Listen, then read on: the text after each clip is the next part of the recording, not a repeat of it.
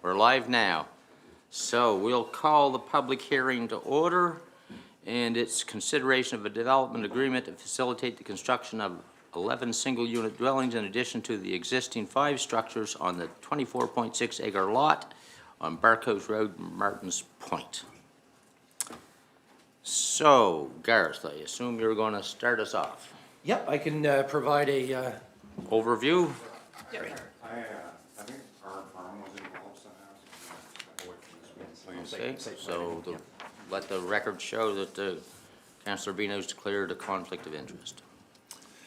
Great. So so the development agreement that you're considering this morning is essentially been submitted in support to complete an existing development. So there are 5 existing single-unit homes on the site, and based on the zoning of the property, which has changed over the years, but that hasn't really substantially changed the process, a development agreement is required in order to complete the planned total of 16 units. Yeah. This is being done as a condominium development, so the condominium corporation is registered and lays out really a lot of the standards or how the site must be developed. That is separate from our development agreement, but it's relevant to the discussion here. It has to meet our requirements. That's right, yep. So the staff report that is included in the package here outlines our the policy analysis and review of our development agreement policies. Where this was an existing development with an addition, many of the things that we would be looking at, as going in new, like access, and that there is an existing road network that provides access to the public. It's a private road, but it's connected to the public highway. So we essentially reviewed the existing development as well as the additional 11 units, and ultimately found that the policy statements in the planning strategy were satisfied. I will note there were a couple of public submissions received in response to this, and I don't want to say exclusively, but primarily they were concerned around an existing right-of-way access for property owners that are not part of this condominium corporation. So as a private right-of-way, that's not being impacted by this development agreement process. And our normal response to those questions is it's a civil matter. This development agreement is not doing away with any right-of-ways. It really actually didn't come up in a substantial way in the report because it's not really relevant to the process that we're considering. So I would, of course, defer to Sam, but my general comment would be that this process would have no impact on the existing right-of-ways, and that would continue to be a civil matter between the parties. Is that correct? Well, no, we're not doing anything with the right-of-ways that I'm aware of. Correct, yeah. I think when I read some of the letters, I think they were concerned with the impact of additional traffic Yes. on their right-of-way and things of that nature. But you're right, that's something that they'll have to work out. Right, yeah, and there was mention of an agreement between the property owner and some adjacent property owners around maintenance, and that potentially there's been some friction there over the years, but again, that really is outside of the process, and yeah, it's a civil matter. So I would be happy to answer any questions if there's anything specific, but in general, like I said, the proposal that's been submitted has either been deemed to meet our policies, or in some cases, for example, septic approvals, those will be required before permits are issued. Again, staff believe that everything is in order, but happy to. Okay, I did forget to ask if the solicitor believed this was properly before us. Yes, Mr. Warden, I've reviewed the documents and I'm satisfied it is. Does the developer wish to make a presentation? Not sure if you have a representative or not. I don't know. Well, I I don't hear anybody saying they do. Comments by the public? Has there been a higher hydrant, like a water test? You need to come up front and state your name and civic address. We can't hear you either for some mics. Your mics are on, but they're not doing anything. Oh, Where sorry. do you want me to say? Right there by that mic. Right there by that mic, okay. The one that's on, Okay. lit up red. Okay, sir. I was just wondering if there any with. Your name and Oh, my name is civic Andrew address. Hiltz. Oh, I know, but I have to. Okay, no problem, sorry about that. Yeah, I was just wondering if there's been a water test done, is there enough water in that area that's not gonna compromise the existing wells? I don't know if that was a requirement under the development agreement or not. It's a close stretch right there where they're all in, I know they're building in a swamp, Yeah, because, it's very wetlands. And, so I was just wondering, I mean, last summer was quite dry. I never lost my water, but I'm just wondering with these almost 15, 16 homes going in there, was that? is it gonna affect anybody, or is anybody gonna be liable for our If it wells that does. go dry due to your development? Yeah. Garth, was that a requirement? So yeah, just, we'll come back to the potable side, but so on the stormwater management plan has been submitted, reviewed by our Public Works Department and deemed to meet our land use bylaw standards. I'm on the, just, Yeah, we should have had to do a study of what. Is that the ditch you're talking about going down along the property? basically what it requires is that all of the stormwater on the site, prior to development has to be maintained after the development. So essentially, the stormwater leaving the site after the development Yeah. can be no more intense or no more volume than it Okay. was as it is Okay. today. So that's kind of how the state. Okay, but still knowing what's gonna happen to the water table. So, correct, so Yeah, that's one side of it is the stormwater. They would have had to get Just bear with me. No problem. Did they have to get a provincial permit for the water to be, No, it wouldn't have triggered, so it's, they're done through on-site wells, so those are drilled and dug by certified, Installers, yeah. but there's a threshold for when a water withdrawal approval is required, and I don't believe that this would. This one didn't meet if that requirement. Based on 16, single units. Did they make the lots bigger? There were supposedly 22 or 21 to 23 units going in there in the initial plan. Did they make the lots smaller or bigger? Did it eliminate those, or? All that I've ever seen was the 16 plan, so. Okay. Those are included here, so you might have a better sense, but it's 16 lots, so there may well have been another Oh, plan. So I okay. presume they probably would have made them slightly larger to go from. Okay, are they gonna be allowed to put when I was talking to the engineers that designed the sewer plant, they put the sewage there, which is running right into our harbor, going through the treatment plant. Right. Okay, and they said they had to do that because of the 22, 23 lots. They said they would have to eliminate 2 lots, 2 to 3, to make each lot big enough so they could have their own sewer Right. system. Right. to do So they're lots. doing this cluster idea that it's cheaper to do, Right. but it's also putting, sewage into the water. I mean, no, it's effluents, but still, it's So the sewer is again approved by. the province of Nova The Scotia, province of not Nova us? Scotia. Yeah, yeah. Before any permits are issued from our office to begin construction, we'll require a copy of whatever their proposed Proposing, okay. sewer will be, and Nova Scotia Environment will have confirmed that it meets their Okay, standards for that. right on. I was just wondering the sewer where it goes into the ocean? Yeah, No, just saying, that pipe was supposed to be always under 2 or 3 feet of water. okay, The effluence pipe, it's not. okay, At most low tides, there's the pipe, they got some rock pile on top of it with the rubber boot on the end. But it was always supposed to be submerged underwater.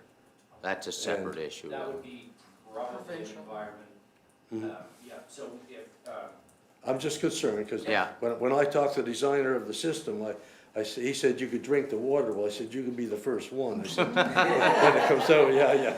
Yeah, well, So I was just wondering, and he couldn't give me any kind of, is this gonna contaminate our lobster, our scallops and our oysters, which are coming to our bay now, right, which we never had before, but I was just wondering, he said no, he said, I can't say that it's not gonna contaminate the bay. So these are all things that So you're throwing more homes in there, so it's gonna be more Javaxes, bleaches, and all that stuff going down through your system, even though the solids will be held in your tank for each home and pumped out as needed, but I was just,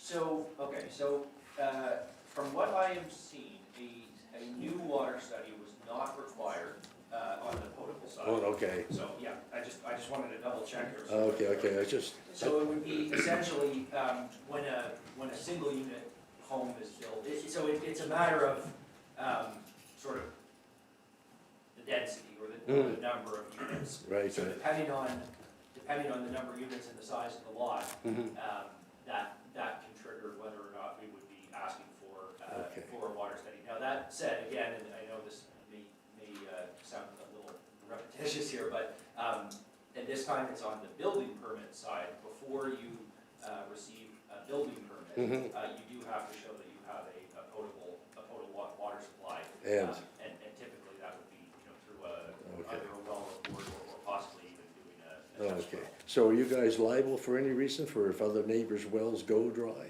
It's a question we get very often. Yeah, it's a big thing you're Yeah. taking on there. Yeah,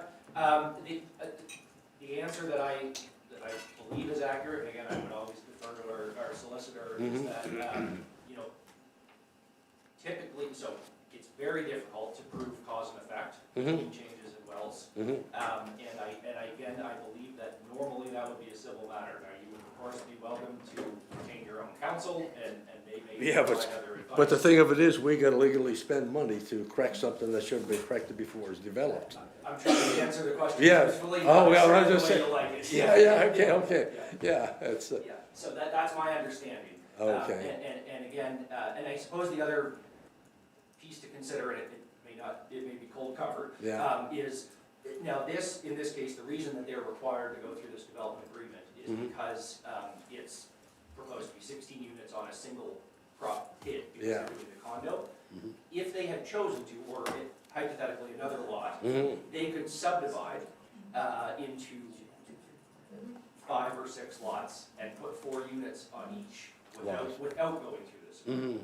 right, So that's where we balance that density. If they were proposing 50 units on this lot, Yeah. I feel very strongly we would be asking for a water study. Study. But the density that they're proposing is similar to what's allowed In by there. right Single in the unit, subdivision okay. in the area. So just to provide a little Right on. context, I guess. I was just wondering, Okay, any other questions? Yeah. yeah, I was just wondering, is this gonna be affected by that new water act they had by, about flooding and stuff like that?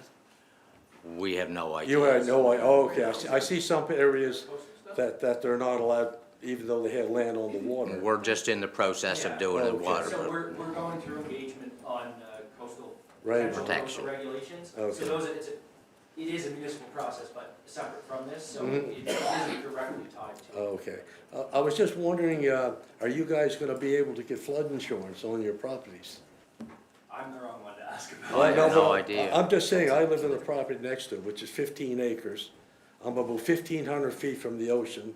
I'm about 15 feet higher than any of these other developments. And I just had my insurance notify me last year and cancel that I can no longer get flood insurance. No, I'm just. It depends on the company you're on the working co- with. On the company you're with. They're all linked together, that's the Yeah, sad yeah. part. Yeah. Okay, Okay, well, thank you. yeah, thank you, have a great day. Okay. Hey, good luck. Anybody else wish to address council? Yeah. Name and civic address, please. Yes, good morning, and thank you for the opportunity. My name's Ian Calder, 121 Runners Lane. Okay. I did provide a submission, but 2 points, if I may, and I respect that the first point is a civil matter, but the recognition in Schedule B between lots 15 and 14, there's no recognition for the original Barkhouse Road, which has been maintained since the 70s. It is still a right-of-way, but it is just to have that recognition, so that a lot isn't constructed, and again, like the water issue, we're trying to be proactive, we're trying to be preemptive. That is an issue, and it's not recognized. The second issue is the civic address. At 121, it is further down the lane, and there's no identification. While we have the marker on the property as as instructed. It's identified. There's no indication of how to get to that property. We did have an incident even the past summer where Irving had come to take a propane tank, and they took it from our neighbor's property at 120 Miller's Lane. And we're looking at emergency services or any concerns for ambulatory or fire of recognition and access to the original Barkhouse Road, and that could be signage addressed by the municipality, and how we can ensure that we don't have an incident occur and proper access. I personally had to do some update on Google, because today, if you try to get to that property, you are directed down the new Barkhouse Road, of which no vehicles can access. You're then directed to walk. So looking for municipal recognition of the original Barkhouse Road, and What's the That's what I have to share stat, today. where would we be? I don't, Sylvia, so we have a civic addressing coordinator who assigns all the new civics. Have you spoken with her? I have not. If there is a due process, I'm here to learn, and just trying to take the right course of action for going So I forward. think that would be a Sylvia starting Dixon, point yeah. to connect with her, because she deals with these kind of issues like this. Unfortunately, this does happen from time to time, these kind of things where, deliveries or whatever. Going Yeah. wrong spot. So that might be a starting point. Yeah. She would also be the one who, presuming this goes forward, if the new units are built, would be assigning those new numbers, and there is a very, at least today, there's a very detailed process as to how that happens to try to avoid those kind of issues. So that would be my suggestion, would be to connect you with Sylvia for an initial conversation to see if something's wrong, if updates need to be made, or, yeah, and we can let Sylvia know that this is gonna take place, yeah. I appreciate that, and I'll follow through. Yeah, Abdallah? Yeah, just to add on to that, I had a similar situation with the Oak Island Inn, the resort. Google was sending them to the driveway before, and the buses were going down through yards and everything, so, it took a while, but as he said, it's through Google. And, But Sylvia can it might correct take it. some time, but it's a process, yeah. So And they did- happy to do so. We're just trying to take the right measures and looking forward versus backwards. We're in the support of progress, but just trying to have things in hand, and particularly with the one segment of road that's not identified, would rather not to be in civil matter and construction underway and then have to. Oh, no, and you need emergency services, and they need to know how to get there. Yeah, okay. Okay, thank you. Thank you all. Anyone else? Oh, yeah. One more. Morning, my name is Tom McLean, and of 120 Barkhouse Road. So I wrote a letter, which I'm not going to go through all the details of that, and recognize that really there was two main issues that I was concerned about, or we are concerned about as residents of Barkhouse Road. One of which is the right-of-way, which I can understand it being more of a civil matter. But I think it was important to make sure that you folks understood Aware, the situation with respect to that right-of-way. We entered into an agreement with AirW Developments and the Condo Corp to allow access. And they really haven't lived up to that agreement on our end, because they agreed to maintain that road for us as well, in exchange for use of access. Okay. And they're currently advertising it as deeded access and so on and so forth. So we've got some challenges with that, but I understand that being more of a civil matter. But I felt it important to make sure it was addressed here. And similar to the gentleman who was just up here, recognize that right-of-way is a concern for everybody here. Okay. The other thing was the stormwater issues, as was talked about already as well. It references in your documentation about the stormwater management plan and the work that's been done by Public Works. My question around that is, how recent is it? Because it seems to be constant change there, and the water, we've had a lot of challenges in the past, a lot of challenges. So, and where we sit there, we're pretty much at at sea level. And so everything that happens runs our way. As soon as they put a shovel in the ground, you see the stormwater shift and change. So we'd like to see that plan and when that was dated and what work's been done since. And I have no idea. Public record, isn't it? Well, I'm sure it's public record, but I just don't know. I'm just looking to see if I can He's find he's trying to find it. it. Since it's in Schedule B and it was prepared by the engineers, so I'm assuming it's fairly recent and it was done as part of the application package. So it'd be new. Can we get a copy of that? Is it, you said it's a public record? It's Not, part of no, today's package. yeah, it's not. It's Is in the it? package today. Okay, Yeah. all right. And, yeah, it looks, checking here, I think it looks like it's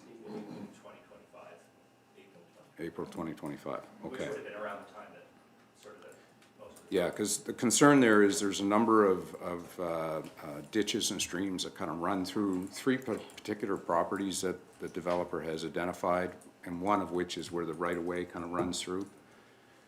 And there's wetlands at the bottom of that, you know, are constantly wet, obviously. And so, again, the shift in anything that happens there, as soon as the shovel goes in the ground, it changes that. So, and we've had challenges 20 years ago with water where the developer actually had to put the ditches and things in place because it was flooding us out, right? So those are the concerns that I have, so we'll study that management plan then.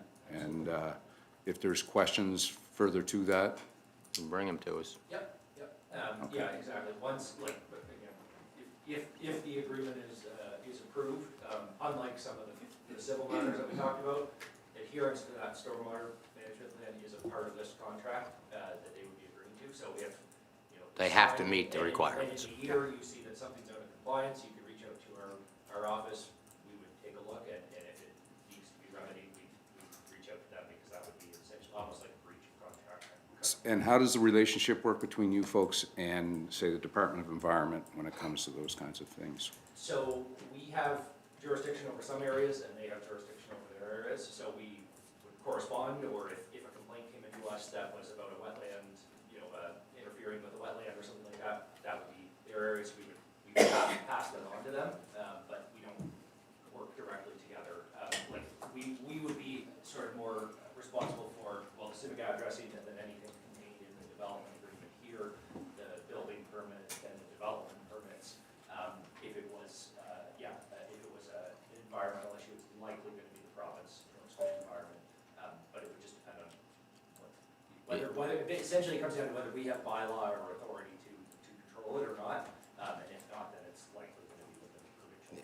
And we try to communicate with them, but it's ultimately up to them to decide. No, understood. I just, you know, when it comes to some of the complaint, and we've seen a lot of stuff happening around us with shoreline development and so on, and it's, I'm not sure all the rules are being followed, so you don't know who to really go to at the end of the day, so. Okay, We're always happy to start with us, if we can, and of course, redirect you to. yeah, fair enough. Okay, no, Okay, that's it. thank you. Thank you. Anyone else before we move along? Okay. Oh, sorry. All right, I'm John Egan, I live at 120 Rum Runners. Okay. Yeah, so I guess I'm in favor of more construction and getting our subdivision built, because we're waiting to reach that 50% plus one, so we can form our condo corporation, have regular meetings, and look after concerns of anyone in the building, or even our neighbors. So, just taking a long time for building to get built here. Yeah. So we're wondering when that would be the next building going in, and so we like to get that sort of done sooner than later, because a subdivision isn't really a subdivision when it's not really half built. Okay. Okay? We're waiting for our approval. Okay. Yeah, after this process was complete, they'd be eligible to apply for permits. And from what we have heard, they're eager as well, so. Anyone else wish to speak? If not, any member of council have any particular questions or concerns or comments? Well, then we're in a position where we either approve or not the development agreement application. Yep. So I can't do, what? You're moving that it be approved? Do we have a seconder? Moved and seconded. Discussion? All those in favor? Opposed, motion's carried. Okay, a motion to adjourn the public hearing? Second? Seconded. Discussion? All those in favor? Opposed, motion's carried. Okay, now we're moving on to council. Do you want to take a 2-minute break to let them? Oh, yeah, want to take a 5-minute break? Yeah, I think we should tell everyone.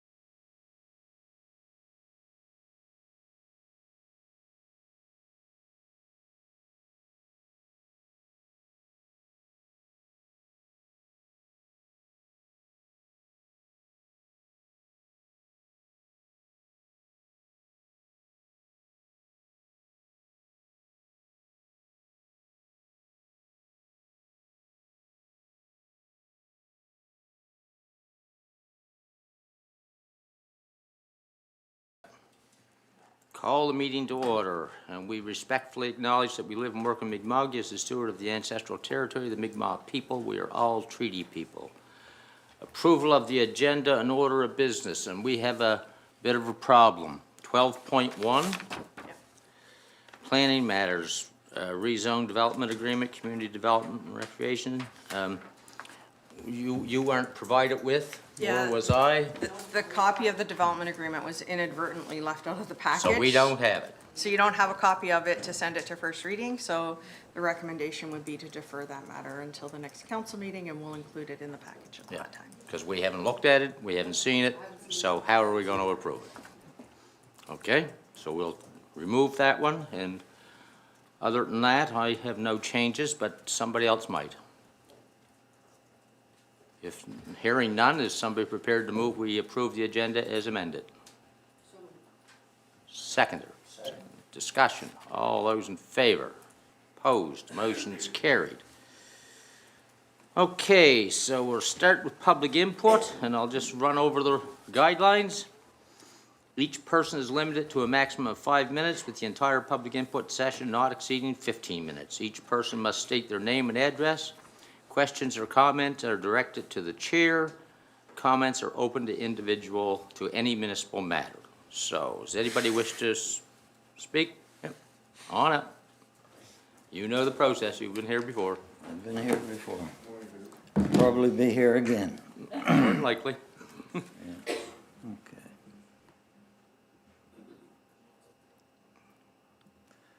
Okay, my name is Barry Redmond, 4020 Highway Number 3, Chester.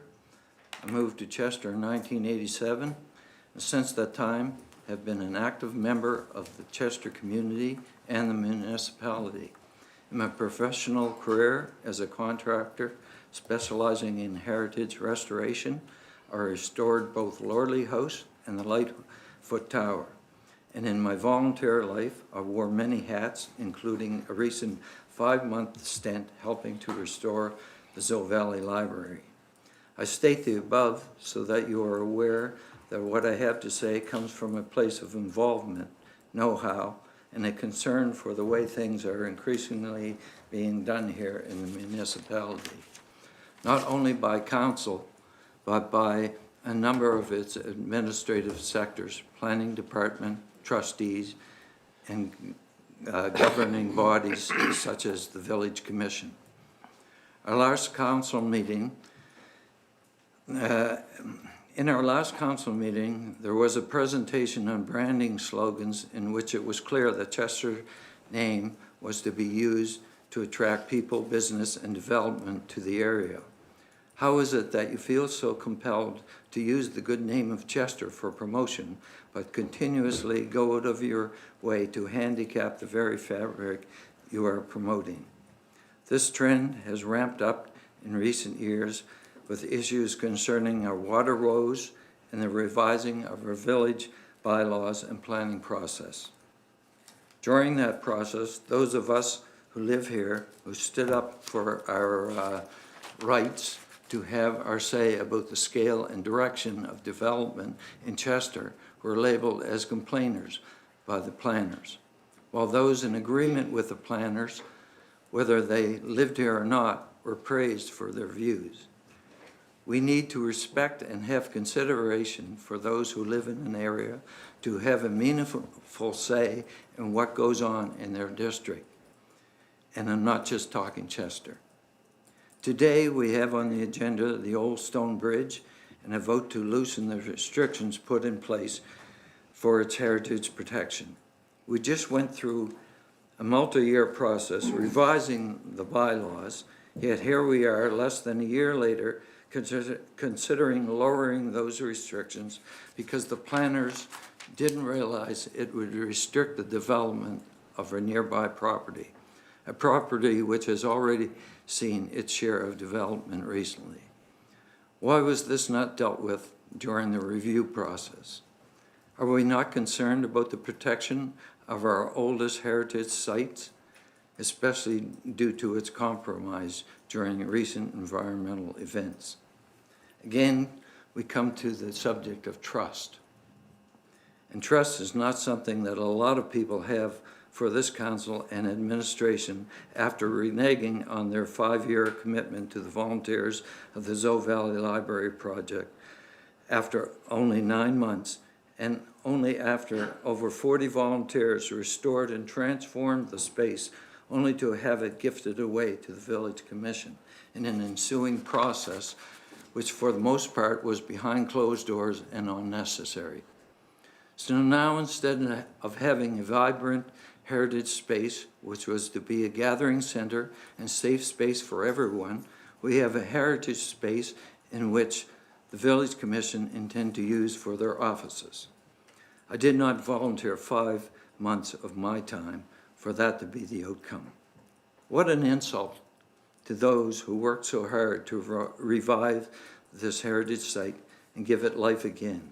And to add insult to injury, the municipality is to organize a volunteer week in April this year, during National Volunteer Week, to honor our local volunteers. Perhaps we will be honored with all your volunteer wisdom with a lecture by our Chester councillor on how he is bringing community together through his Facebook site, or perhaps a seminar put on by our Honorable Village Commission on how to best use your community volunteers. Honestly, if this wasn't so tragic, this would be nothing but a bad joke. The sad part is that the architects of this... Yeah, you're just about out of time here. Yeah, I'm just about done. The architects of this debacle,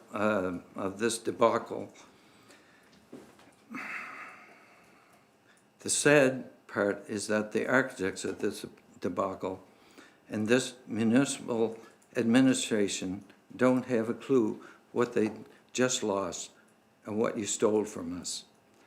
I know for one thing, you have lost our trust and any semblance of honor you may have had through your disgraceful actions. I look forward to some interesting discussions during your volunteer week. Thank you for your time. Thank you. Anyone wish to comment? Okay, does anybody else wish to speak? We still have 10 minutes left. Thank you.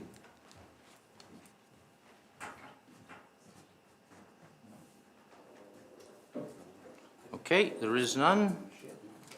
So we will move along to minutes of the previous meeting, council, November 27th. Errors or omissions? I'll move you approve the minutes. And you have December 11th. Second. Discussion, all those in favor? Opposed, motion carried. Also, the minutes of December the 11th, errors or omissions? Discussion, all those in favor? Opposed, motion is carried. Okay. Proclamations and designations, 6.1. So we have a request for a decision, proclamation of illumination requests, corporate and strategic management. Do you want to speak to it? Yeah. So there's a request from the International Long COVID Awareness Group for the International Long COVID Awareness Day on March 15th. They have requested to light up the municipal building in teal, as well as have a proclamation for that day. And then of note, we do not have a teal lights at the moment, so this decision would come along with a $25 expense for teal lights to light up the building. Yep.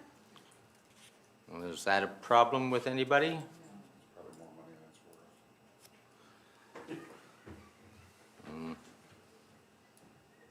Are we prepared to approve that or not? Well, I need a motion to do it. I'll move that we approve it, purchase the lights and approve the proclamation. Seconder? I'll second that. Discussion. All those in favor? Opposed? Motion's carried. Flag raising protocol. That's part of that. Oh, that's in the email, okay. Yeah. Okay, that's all part of it. Okay, done with that part then. Okay, 7.1, Lunenburg County Senior Safety Program, monthly report. Counselor Connors. Haven't heard from you in a while. Good to be back. So the monthly report has been circulated, as is usual, just to keep everybody up to speed, on track with everything. So if there are any questions, typically there's not, so maybe first day back, right? No. So just for information, Alan. Okay, good enough. Any questions? I think this is also could be paired with, I think there was some correspondence to the province asking for continued funding. And hopefully it should be noted that had the importance of this program, and not sure if we've heard back from the province on their commitment yet, but No. you know, it can't be. We've sent the letter, but that's It can't it. be underscored enough how important this program is to our communities and to a very vulnerable sector of our communities, the seniors that have precious little support, some of them. Yeah, no, we haven't heard back from. Yeah, Thank you. Yeah, no, so the group itself, who orchestrated, coordinated and worked on the package of letters, they've all gone, as well as a letter from the group itself, from the coordinator and the chair. So no, we as an organization haven't heard back, but, I'm just thinking when we do a review of committee appointments, I think Deputy Warden Vino, we may want to switch things up, because I have been on the committee since inception, and I think that would be a good thing. It's not a bad thing. So just to kind of note in terms of our committee appointments when we get to that. okay, So thank you. yeah.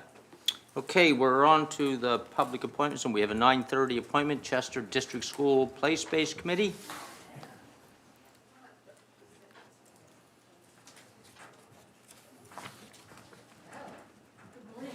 Morning. Morning.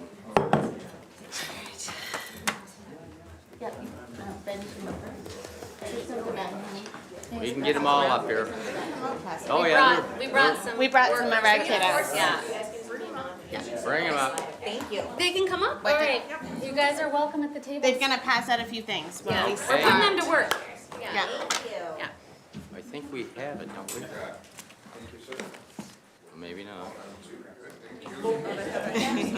Oh, extra stuff, okay. Extra stuff. Extra stuff. Should I say? Okay.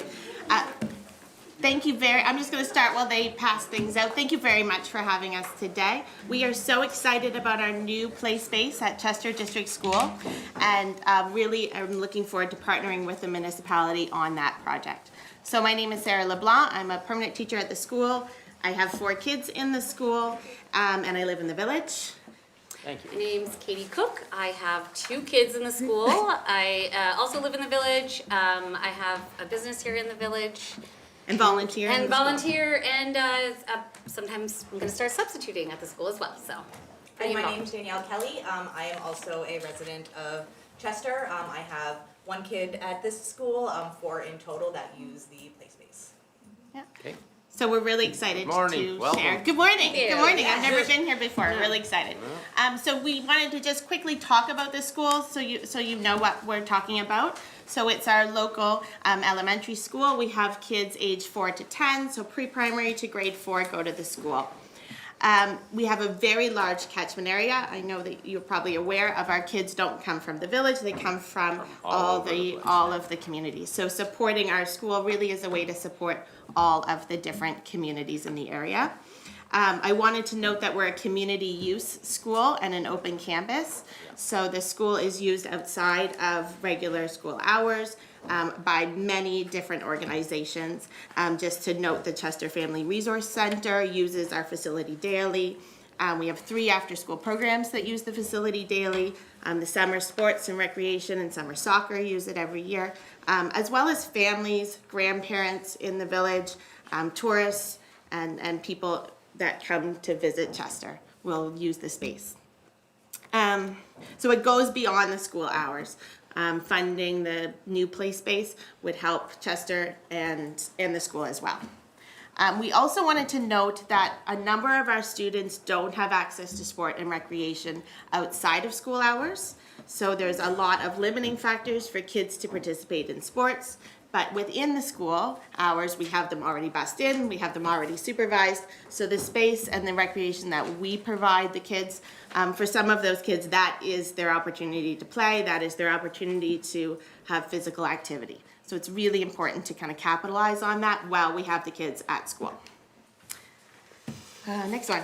Yeah, great. So our current play space. We have not had any new investment in our school outdoor space in more than 20 years. So it was new learning for me that the community and the school is responsible for all of our outside area. So that is not the responsibility of the school board or of the regional center. So that was new information for me. So the schools that have good playgrounds, it's because they've done fundraising and they've partnered with local businesses and their municipalities to get that space. Back in the day, the schools look after all that stuff. I was really shocked to find that out, and a bit disheartened, but that's the process. So we are going through the process now. The equipment that we do have is in different stages of disrepair. So some has been taken down and is not able to be used by the kids with rust and different safety issues. Also, the standards for inclusivity and accessibility have changed a lot in the last 20 years. So we're looking to update the space to make it more inclusive for our community and for our kids in the school. We also recognize that our school is located within a rec corridor. So we have the skate park, we have the middle school, then our elementary school, then the rink, and then the Chester Family Resource Center. So it's all connected there, and all of those areas can be used together by families. Next slide. So our current project. So I've outlined the need for investment in our school. Now we want to talk about how we've been moving forward and what we've done so far. So the conversation started in September 2024 by our home and school. We did a student survey, so we engaged the kids in what they're interested in seeing, and we looked at other schools and what other schools have, and did research with what other schools have available to them. We talked to operations department at our school board to see what are the requirements, what can be built on a school property, and we met with municipal staff. And we're pursuing provincial grants. We have 3 companies that we talked to, and we received 2 different grants. So the 2 companies that we received, quotes. 2 companies we received quotes from are companies that are already pre-approved to do work in our regional center. So they already meet the requirements that the school board needs for safety and standards. We have decided on 1 company, so we're going with Cobequid Consulting. They've come to the school, they've walked our school playground, existing playground. We're looking at how to use what we have already and how we can build onto that, just to make it more cost effective. Next slide. We're very excited about the design that they have put in place. So we've looked at we have 3 different play zones, so looking at spreading out playground material so that all of the kids in the school, if you're in the primary side of the playground or the 1-2 side or the 3-4 side, that you have lots of different options, so not just one hub of playground. And the note that we've got from the development or from the company, the construction company, is that a lot of these play spaces are based on age requirement, so we do need to have 3 separate play spaces, like the younger kids can't play on the things that are designed for the 3-4, so that is why we have it as 3 separate zones. Yeah, we've looked at different surfaces for the playground and durability of that and accessibility features with that. Looking at different ages of kids and different abilities. So we're really excited to partner with Cobequid Consulting. We think they're a really good fit for our project. Okay, so we've got all of our quotes and everything. The total amount is going to be roughly $311,000 is the total investment that we're going to need to create the play space. We have already received a $100,000 grant from the Chattaway-Hahn Trust in town, so we've secured that already. And because of that investment, we are able to secure further funding, like the provincial, the community heritage council, we are able to unlock funding from them as well now because of, we've received that $100,000. We already have applied for other grants. We're working with Anna Hanstra as well to get hopefully the balance of the $111,000 as our last investment to be able to fully fund that. We also are fundraising internally in the school, just as we normally do about one fundraising event a month, whether it's a dance or something like that, and we average between $400 and $1,000 that we can raise, depending on what the event is. However, all of that funding does also go to other things that we do in the school, like let's say our Christmas one, we were able to fund a new sound system for the school. So we are trying to kind of balance those needs that we do have for the daily basis of the school, as well as being able to fund all of this. And then on the next one, the governance for this build, everything is run directly through the South Shore Regional Center for Education, so there's no admin fees, nothing goes, it all goes tendered right to them in a specific trust account for our group. And it's a transparent process that's all done by them. All of the bids and all of the tender is done strictly through the South Shore Regional Center for Education. So our job is just to make sure that we have the funds available to fund this project. Great. All right.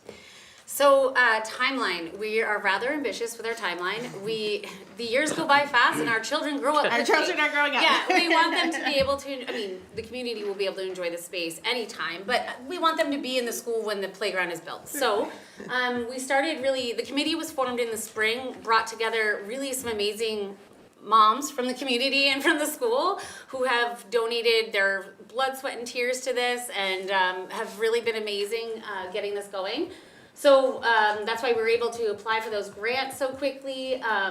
In the spring, in the summer, we were awarded that, we did a presentation to the people who manage that trust, and we were awarded that $100,000, which was huge for us. And then this fall, we met with the companies, like we said, and made our decision via having some quotes come in. And so now we're kind of at this place where we've got some grant applications out. We're waiting for responses there to see kind of what our funding will be once those come in. We're working as a committee to put together brochures to go out to local businesses. We haven't kind of stepped into that phase yet of soliciting local businesses for donations. We've really focused on right now the grants and looking to our community sponsors. We feel strongly we have lots of great people in this community who sponsor stuff like this, so we wanted to focus our energy there first.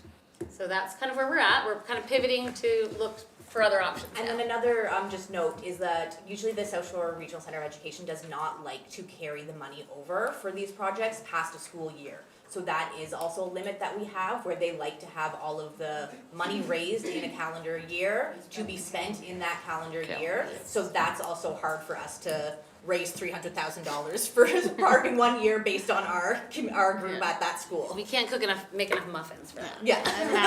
No. Right now we're this is a request for support. And we're hoping we can continue to leverage the support we get from the municipality and these grants to go out and get even more funding. Kind of what we figure right now is we have, to make these projects happen, and the reason there hasn't been anything happening for 20 years, it takes the investment and people volunteering to do it. We have donated a lot of time and energy to get this rolling. Right now we have a really strong team, so we figure let's do what we can while we can. We have the goal of the $350,000, but if we can go above and beyond that and make an incredible playground for the children of this community, why not? We're not letting ourselves be stopped by that goal. So I know it looks like we've got this amazing Han Trust contribution, but things are very expensive. Yeah, things are very expensive, and there's only so much we're allowed to do on our own. We're going to be doing our own painting on the playground for interactive, hopscotch, that kind of thing. But we're not allowed to build anything of our own, except for maybe we can build the donor recognition wall. Yeah. Because no one's climbing on that. Yeah. There's really high standards of what is allowed to be placed on a school property. So it has to go through one of these larger companies that are already pre-approved to do that work. And then another note as well is that the regional center will help maintain the park once it's there. They just won't do any investment on the build of it, but once it's there, they are able to help us maintain it. Yeah, and they're in control of the safety aspects of it. Yeah. I just wanted to say one thing, and I know you touched on this earlier as well. You know, when we were going out talking to people about this project, we had some people push back, say, oh, why do we need this? There's the Lordley Park playground, there's playgrounds in our community. And what we feel strongly about is, you know, there's a lot of children that their only time they get to play in a playground is at school. That's it. They don't have parents that are bringing them They to don't have any the way to pirate ship playground down in Chester Basin, like I'm bringing my kids, so that they can play on a bigger structure. So, you know, we want to make sure everyone has access to amazing play space, that they can stretch their limbs, grow muscles, run around, be kids. Right now, often they're just playing in the, you know, There's a lot of playing on the dirt. they're Video very games. great. They're kids and they manage to have fun. But I don't know do if you've better. walked around the playground recently. It really needs some love. And I think we as I think almost as a municipality should be a little bit ashamed that that's what our elementary school has at this point, to be honest. So I would love to build something we can really be proud of. You know, there's other municipalities who have invested in playgrounds like this, and now they're known for it. Like, people bring their kids there. I want us to be like that, so.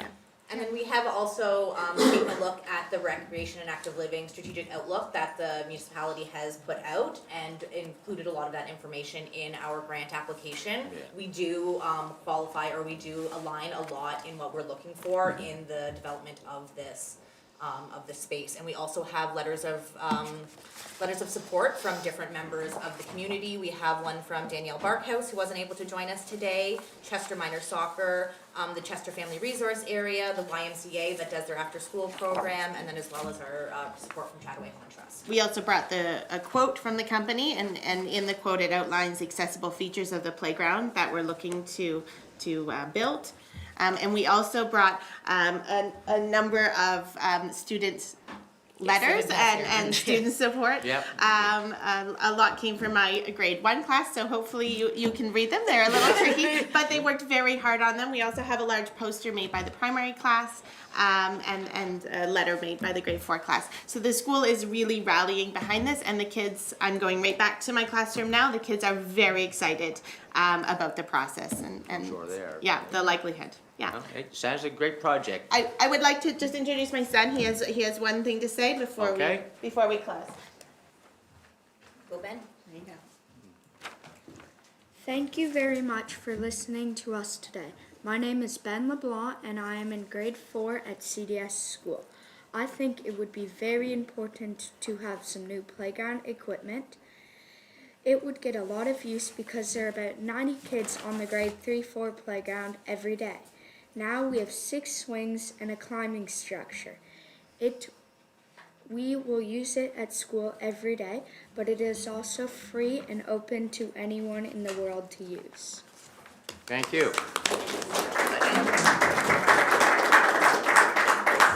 He might have persuaded us. He's pretty great. We need some cuteness. Thank you very much. Thank you. Okay, so I think Chad can tell me differently, but this isn't, you're looking for a fair bit of money. Yes. It's not in this year's budget, so we have to include it in next year's budget, and I'm sure we will have that debate. Okay. Thank you very so much. much. Are there any other Thank questions you. or anything Yeah. we can answer? We'd love to. Aye. No? No. And- Okay. Yes, please. Question. So is this open to people in the evening if they wanted to come and? Yeah. Oh, yeah. Yes, we're an open campus, so it's open all Oh, yeah, summer. Saturday, It's open all the Saturday, time. Sundays, all that. Yes, so grandparents bringing grandchildren during the weekend, it is open Okay. for everyone. We have a Perfect. lot of use too during the like the after school Andre program, and then as well as like when Chester Minor Soccer is there, a lot of the other family Okay. members use that, as well as like even in like when basketball is going on in the school and pickleball for the adults, a lot of people bring their kids and they use that space during that time too. And there's a lot of grandparents in the community, like my parents, when their grandkids come from outside the area, they take their grandkids to playgrounds. This would be another gathering space for community. Great, thank you. Abdallah? Yeah, I think it was great. That was one of my questions about the ongoing upkeep. And I'm Yes. glad to know that Because It that is can be- fully that can be- covered by the yeah. school board. And they obviously do inspections and all that. Yes, after that. that's why they've taken down a That's- fair amount of our Great. work. Thank you, Yeah. thank you. Andre? I know this school very well. I went there when I was a child. Yeah, it was great. Probably the same playgrounds. It changed, He broke actually. half the stuff. The playground I was on, I think, created a lot of lawsuits, and they changed it a bit after that. changed in the last years. Yeah. Some of the sidewalks around the building are actually in terrible condition. Yes. Do you know if there's any plan to, That is part of our plan, to create a more accessible area. We have to have pathways to get to the play structures. So that is something that we're hoping to include in the build. okay, yeah. Yeah. And there are further grants that we are able to leverage that have that are specifically for trail maintenance. So there's certain things if we can connect to like different trail systems or like even fencing and things like that, we've looked through and there are very specific funds for that you kind of can go above and beyond. Yeah, what the grants existing cover. sidewalk itself Yes. is actually very Yes. badly broken and subsided. Yeah, it can be a bit dangerous. Yeah, and we have children in the school with mobility issues, and that is a large concern for us. Yeah, I didn't know if the school board was addressing that as part of No. their maintenance regime. No, they are So not. you. Yeah, That's it's on us. us, yeah. So, maintenance, but not. Maintenance as But- far but- as but- safety requirements and taking down things that are not safe. Yeah, Okay, thank you very much. thank you. We'll leave the letters Oh, here sorry, with Tom, you, and Izzy. then also we have the Oh, letters of Izzy, support. Izzy, Yes, sorry. Thank No, Tom is done. you. Yes. I will, okay, thank you. Yes, you too, thank you. Correct? So right now you have $100,000 plus. We do. So are you doing this in phases? Like will you do the first initial phase to spend that within this calendar year, knowing that we're gonna, It's may support it next Not year? the calendar year, it's the school year, so we do have until June, we're hoping to have the play space built by September. Completely built or in Completely phase? built. They- Or at least the phases, At least at the least the phase, primary yeah. playground. As your money and is as yeah. our money is Okay. going through. Yeah. So the company that we're working with has said that they can do different phases based on our, just the amount that we're able to Absolutely. get. And then we are hoping to kind of get that done, as quickly as possible, and Yeah. in what phases, like it's one of those things that it is also easier to have the company come once and do Sure the it is. installation and less expensive that way, so that is the ultimate goal that we'd like to have. Okay, thank you. Thank Okay. you. Thank you so care. much. Thank you. Church Park. Yeah, and the correspondence is 11.4 that goes with it. Oh, with Church Park, yeah. Yeah. Okay, Church Park, come on up. Yeah, I've read all that.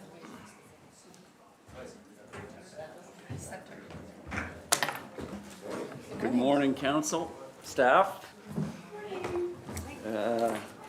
Boy, what a presentation that was. Have they ever set a bar for Yeah, slides? You have no hope. Those slides were the most impressive slides I've ever seen. I don't, but you know, there are oldies that play hockey in the Chester rink, and I happen to be one of them. So I brought an oldie to the presentation. Thanks very much for staff and likely the ward for getting us on so quickly. We got the correspondence off to you, I think, just last week. 11.4 on our So, agenda is yeah, what we're dealing with. yeah, so thank you so much for that. First, I'd like to say regrets from our chair, Bill Church. He wasn't able to make the meeting today, but Vanessa and I are here, so I'm a volunteer on the board and the treasurer, and I'm the manager. manager Yeah, for the right. facility, yeah. So it was around this time last year, I think this is in the letter, I didn't create slides, and I don't want to take up too much of your time. It was around this time last year that you provided $150,000 funding for the roof monitoring, and we had about $25,000 from the province. Since that time, we've spent close to $200,000 on the monitoring initiative, about $110,000 was capital. So Church Park now owns the monitoring system and it's hardwired in. So that was a great, thank you very much for that funding. We have that permanently installed now, and we've spent about $85,000, maybe a touch more, on actual monitoring. we've been monitoring it daily since we installed that equipment, and our intention is to monitor till the end of April. We have that in our budget. That's related to our Dan, request. can I just ask a question? Yeah. You have all the equipment installed. Yeah. What is the monitoring part that costs the money? So that's a specialized firm that has receives the data from the monitoring system and provides us with analysis. Determine the analysis. That's right. Okay. And connected to Vanessa in terms of receiving alarms and reports on our roof structure. Okay. Is there anything you wish to add to that? Nope, that's basically, Yep. yeah, it. Yeah. So we've had, I think as you know, we have conditions on the operating of our facility that have been recommended by the engineering consultants that we're working with for the hockey rink side of the facility. If there's greater than 2 feet of snow on the roof, where we will not operate the facility. Since we've installed the equipment, we haven't had 2 feet of snow on the roof. So we're happy to have dry and open winters. For the curling rink, they're more significant conditions. It's 1 foot of snow on the roof or wind speeds exceeding 75 kilometers an hour. We have had 2 facility closures in the curling rink since we've installed the equipment. One last curling season and one not too long ago. 2 weeks ago? 2 weeks ago, because of wind speeds. So those have been the only 2 closures since we've started the monitoring program. So our request is funding essentially the amount that we've included in our budget to get us to the Church Park's fiscal year end for monitoring the facility. In terms of roof repairs, design solutions being developed by Campbell Comeau are ongoing, and we're hopeful that we'll have a design solution with cost estimates sometime in the near future. Our goal, of course, is facility safety.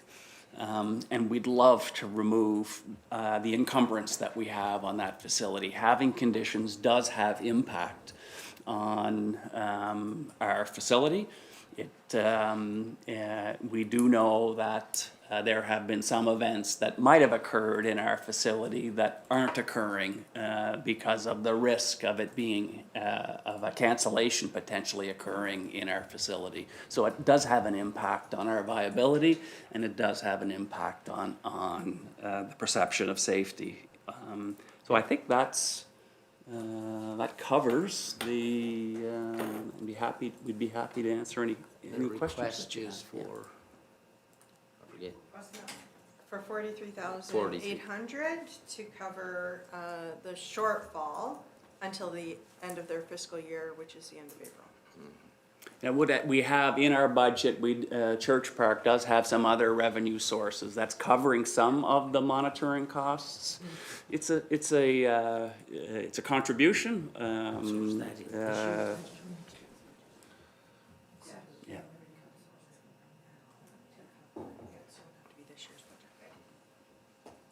Okay, questions, people? That would be out of this year's budget because they need it now, not later. Tom? Thank you, Ward Weber, through you to the guests. Thank you for the presentation. This is a very important part of our municipality. This is among many things that we hear and address. I have to support this. I believe this is a cause that we're growing in communities and we're growing in sport events, and this facility has and will be, until it's moved on to the next use, whatever that may be, been part of our growth and continues to be part of our growth. And I get the safety, I get the importance. I have a lot of community people that speak to me about where they go to curling, they go to senior hockey, they do all kinds of things. This is something that I am in favor of supporting and finding the money to be able to do it. So I would move a motion that we find the money to present to this group and make it safe and capable of moving forward. Thank you. Okay, we have a motion on the floor. Do we have a seconder?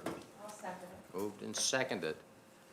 It's, I'm sorry, gentlemen, but it's discussion on the motion at the moment, but I'm assuming Abdallah, you want to discuss the motion? No, it's not the motion, I just. Well, that's where we are. Okay, because I had a question, but that's okay, yeah, that's fine. Andre, is yours the motion? Yeah, it relates to the motion. Okay.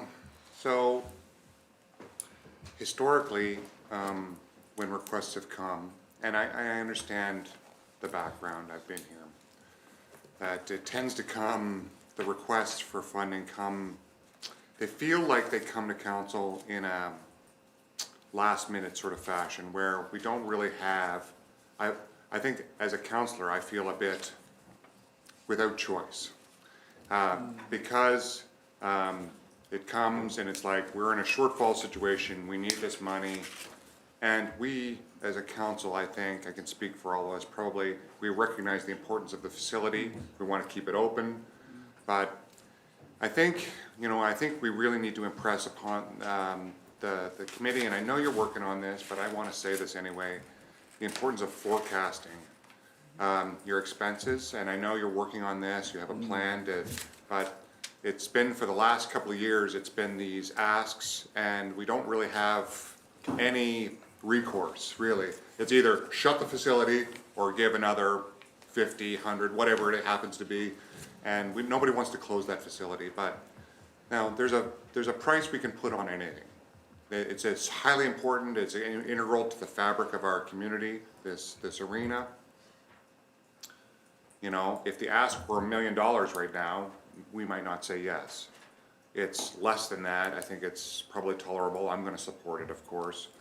But, it'd be better for us if we could have a better forecast later, where are we going with this? And I know you're working on that plan, I hope the next time we see you, you're gonna lay that plan out so we stop, because it feels like. Yeah, what's the next we 5 come years? and we get a gun put to our head, and it's like, we need another $50,000 or it's closing in 2 weeks. And nobody in our situation, nobody wants to field calls from their residents that use the facility and say, sorry, we couldn't come up with another 50,000, because it's always just a bit more. So that's the only commentary I have on today's ask, is like, I think you're gonna get your support, obviously, but we need a real good forecast, like where are we going into the future?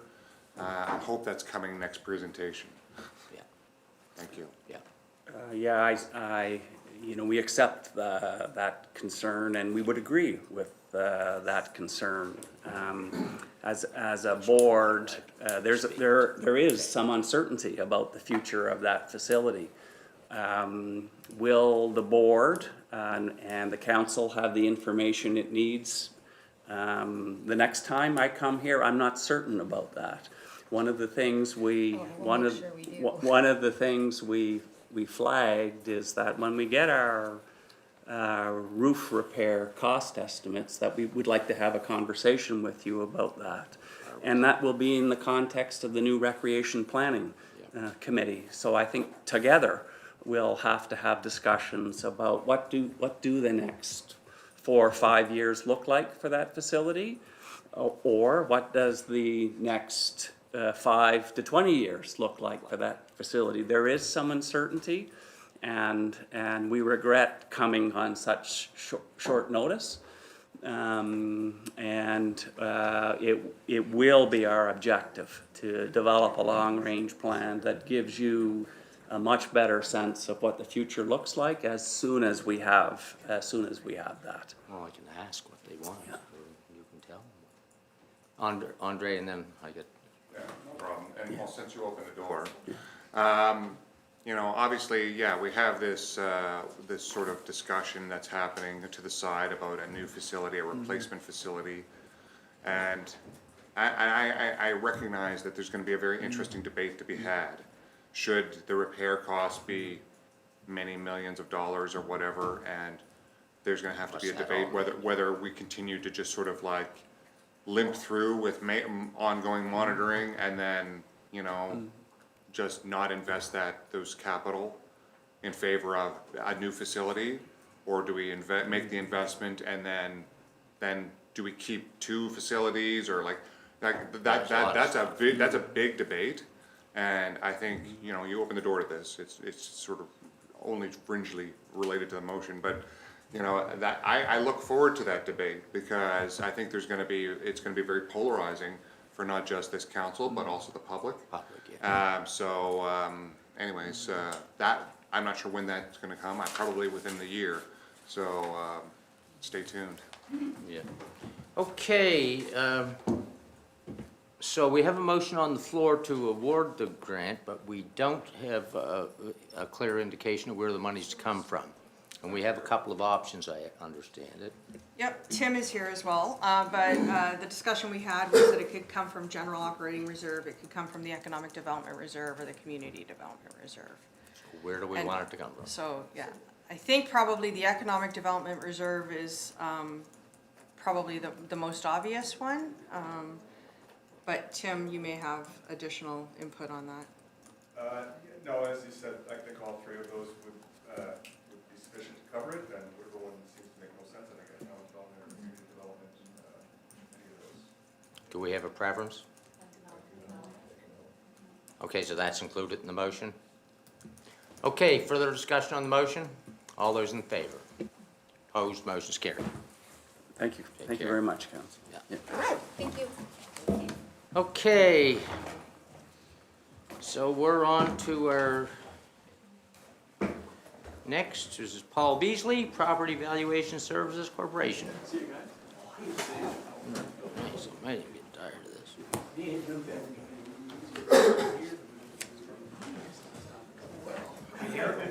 you go, there's 3 spots. There we go. Yeah, very good. Thanks, Patrick.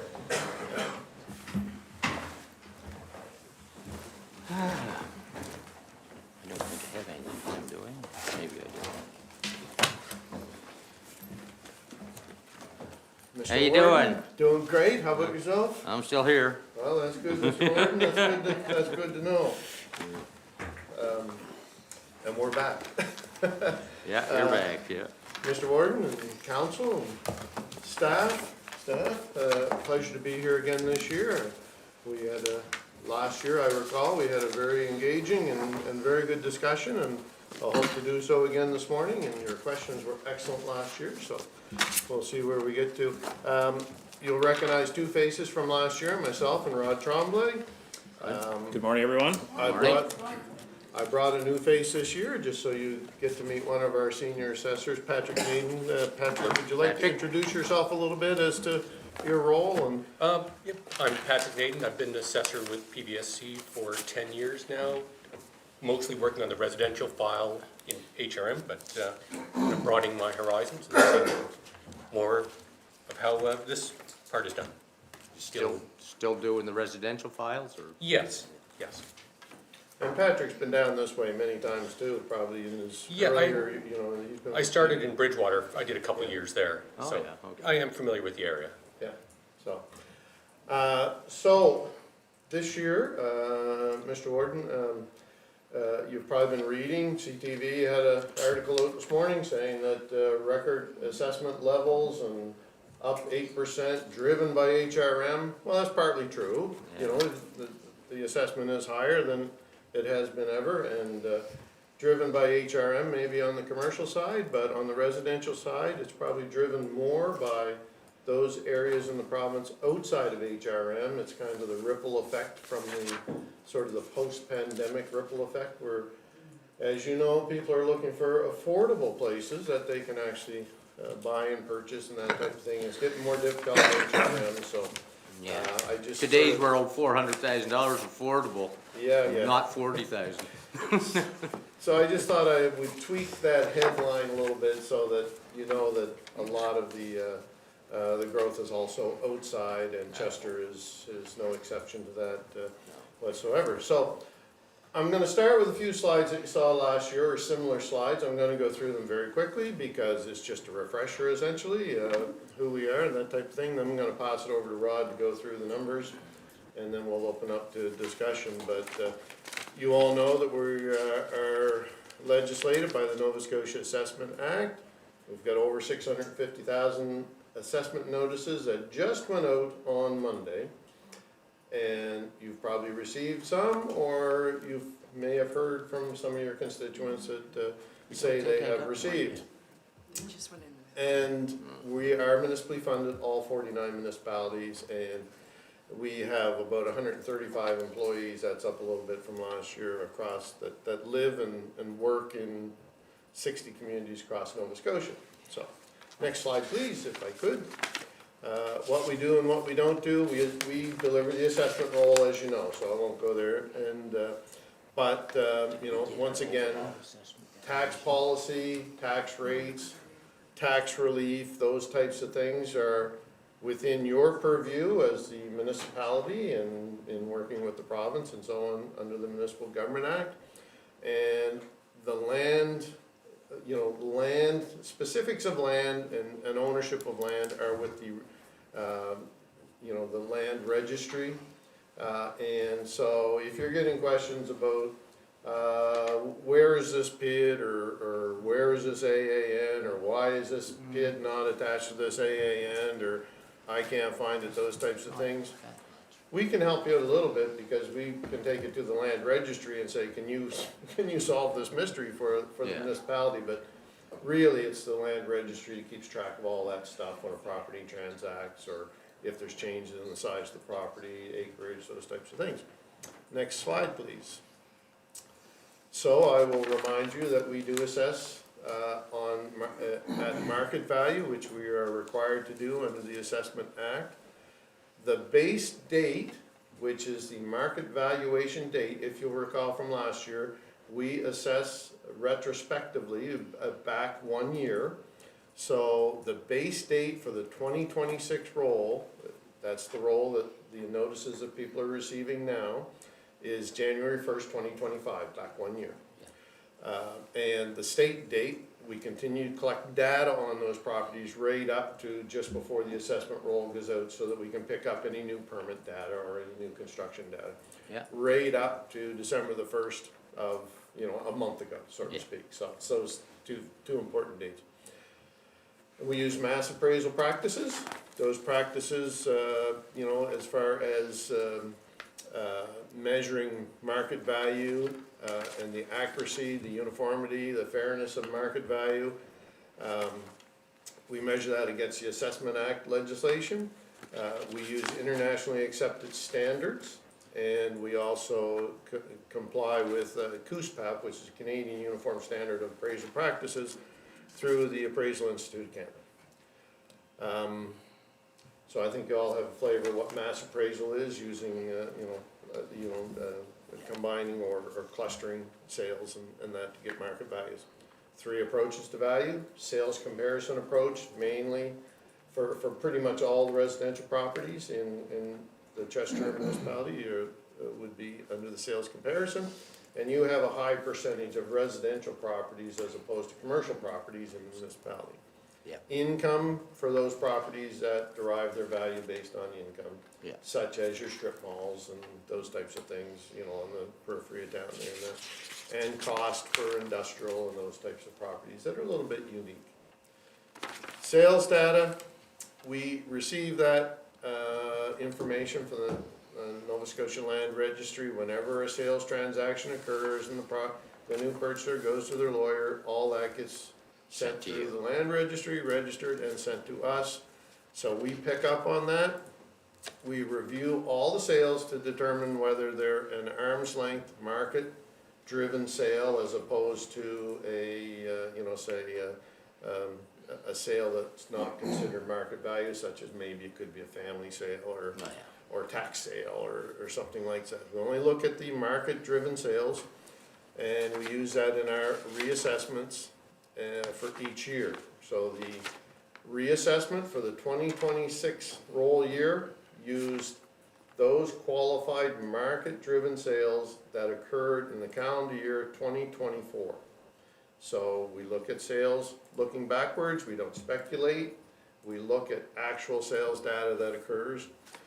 And in some of the areas where there may not be many sales, we may broaden our geographic sort of area that we look at the sales. But we don't look at for residential properties, we don't look at sales outside of, any great degree outside of the Chester municipality for those Chester valuations. There may be some unique ones right in the village here that are water influence and that may relate to others. We may look at other unique properties around that would give us values, but other than that, we look in the neighborhoods here to create the values. Next slide. So, the cap assessment program is still out there, as you all know. Yeah. This year, the cap rate was 2.6%. You'll see under that, to the right, you'll see the historic cap rates, which range from 0.3% up to 7.7% the last 5-6 years, 2.6% this year.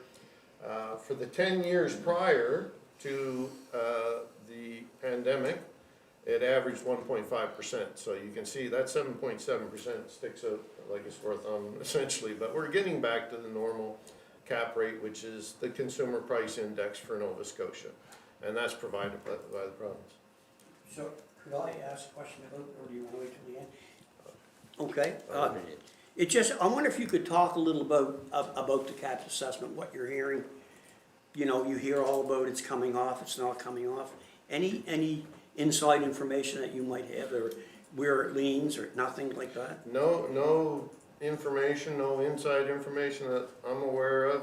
I don't know what's at the board level per se, but I don't think there's anything that I'm aware of. Okay. That changes from where we're operating right now. It's still the reality under the legislation, so I'm not aware that the legislation is being contemplated for change. But I do know there's discussions. Sure. HRM, you've probably read about HRM Council talking about it. What are the realtors, are they one way or the other? Realtors, I can't say for sure. I know that we correspond, or we try to, keep the realtors as informed about the cap as we can. I know that through the Associated Municipal Administrators, we sent letters to them, us and jointly with the Association Amens, and to talk about, when a property sells, this is what happens. Can you please make sure that, purchasers are aware of, what their tax obligations may be vis-a-vis the change in ownership and the cap being lifted off and so on and so forth. But other than that, Rod, do you have any feeling for what realtors may be thinking about the cap? I wouldn't want to speculate. I think it's a great question and a great sort of dialogue to have. We often have plenty of questions on the cap. I'm sure we'll have more, but it's I think it's hard for us to sort of opine on the situation of the NSAR and their sort of official position on cap. I know that,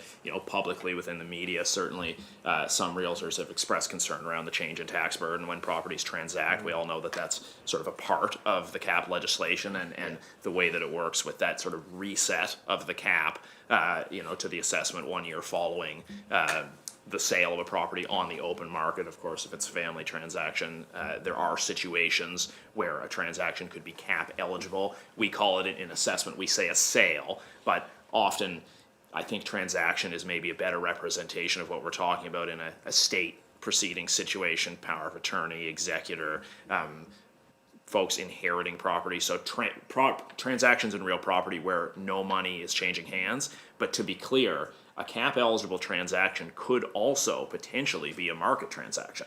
So if you decide to sell a property to a child, and you have that property appraised and market value transacts because perhaps your children wanted to compensate you for the market value of that property, that could potentially be a market transaction. So there's not a requirement for it to be a non-market transaction to be cap eligible. It all has to do with the relationship between buyer and seller as per the legislation.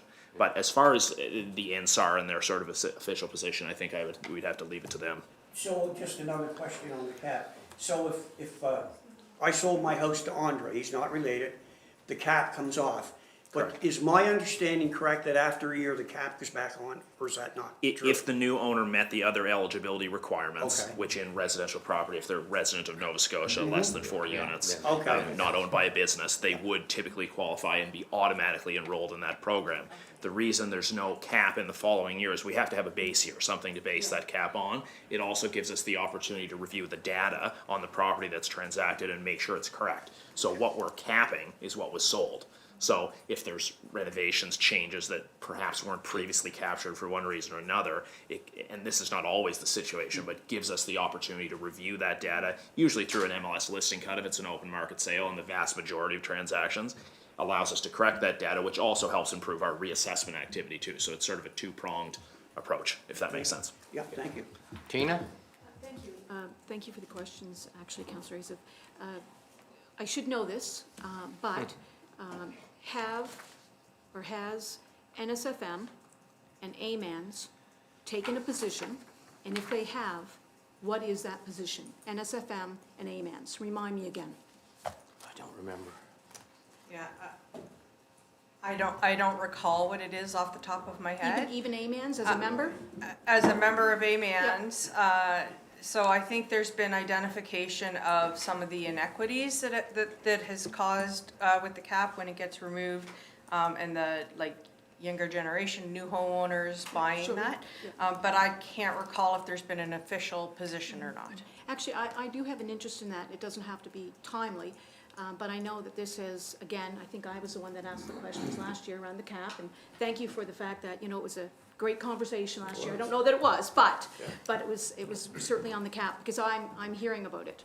I think every time there's a position or statements from, it was Pam Mood at the time, but now we've got a new president of NSFM on, the talk show, the radio talk show and so on, I hear about it. So I would like to know that. It doesn't, I just want the official position, if they've taken an official position, Yeah, I don't recall. and what it is. NSFM and AMANS, thank you. Down the Okay. road, thank you. Okay, continue on.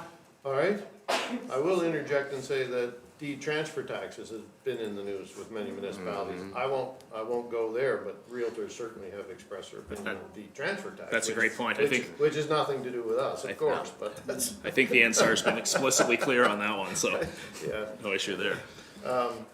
So I think you all understand, to a certain degree, understand the cap, the lower of the two values, market Yep. value versus the cap. They are taxed on the lower of the two, if they're eligible. Here's the numbers. I'm gonna have Rod walk you through them and go from there.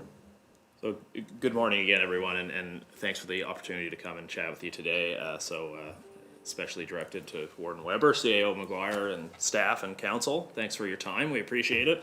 I'm Director of Residential Appeals and Special Projects with PBSC, and I get to deliver the numbers. So I'm going to try and give a little bit of context to these, because the way that we present them, they sometimes can be a little bit swallow in those billions of dollars. So I'll give a little bit of information around trending.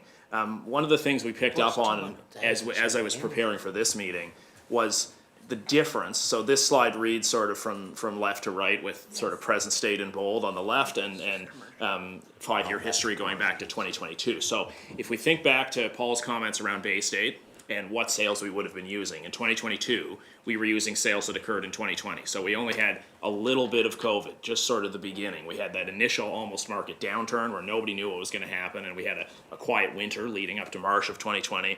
And so we didn't really start to see assessment increases, en masse until really the 2023 assessment roll. There's a bit in 22, but not much. So when I calculate the difference in total assessment roll for Chester between 22 and 26, it's over 71%. So what an amazing few years of market appreciation.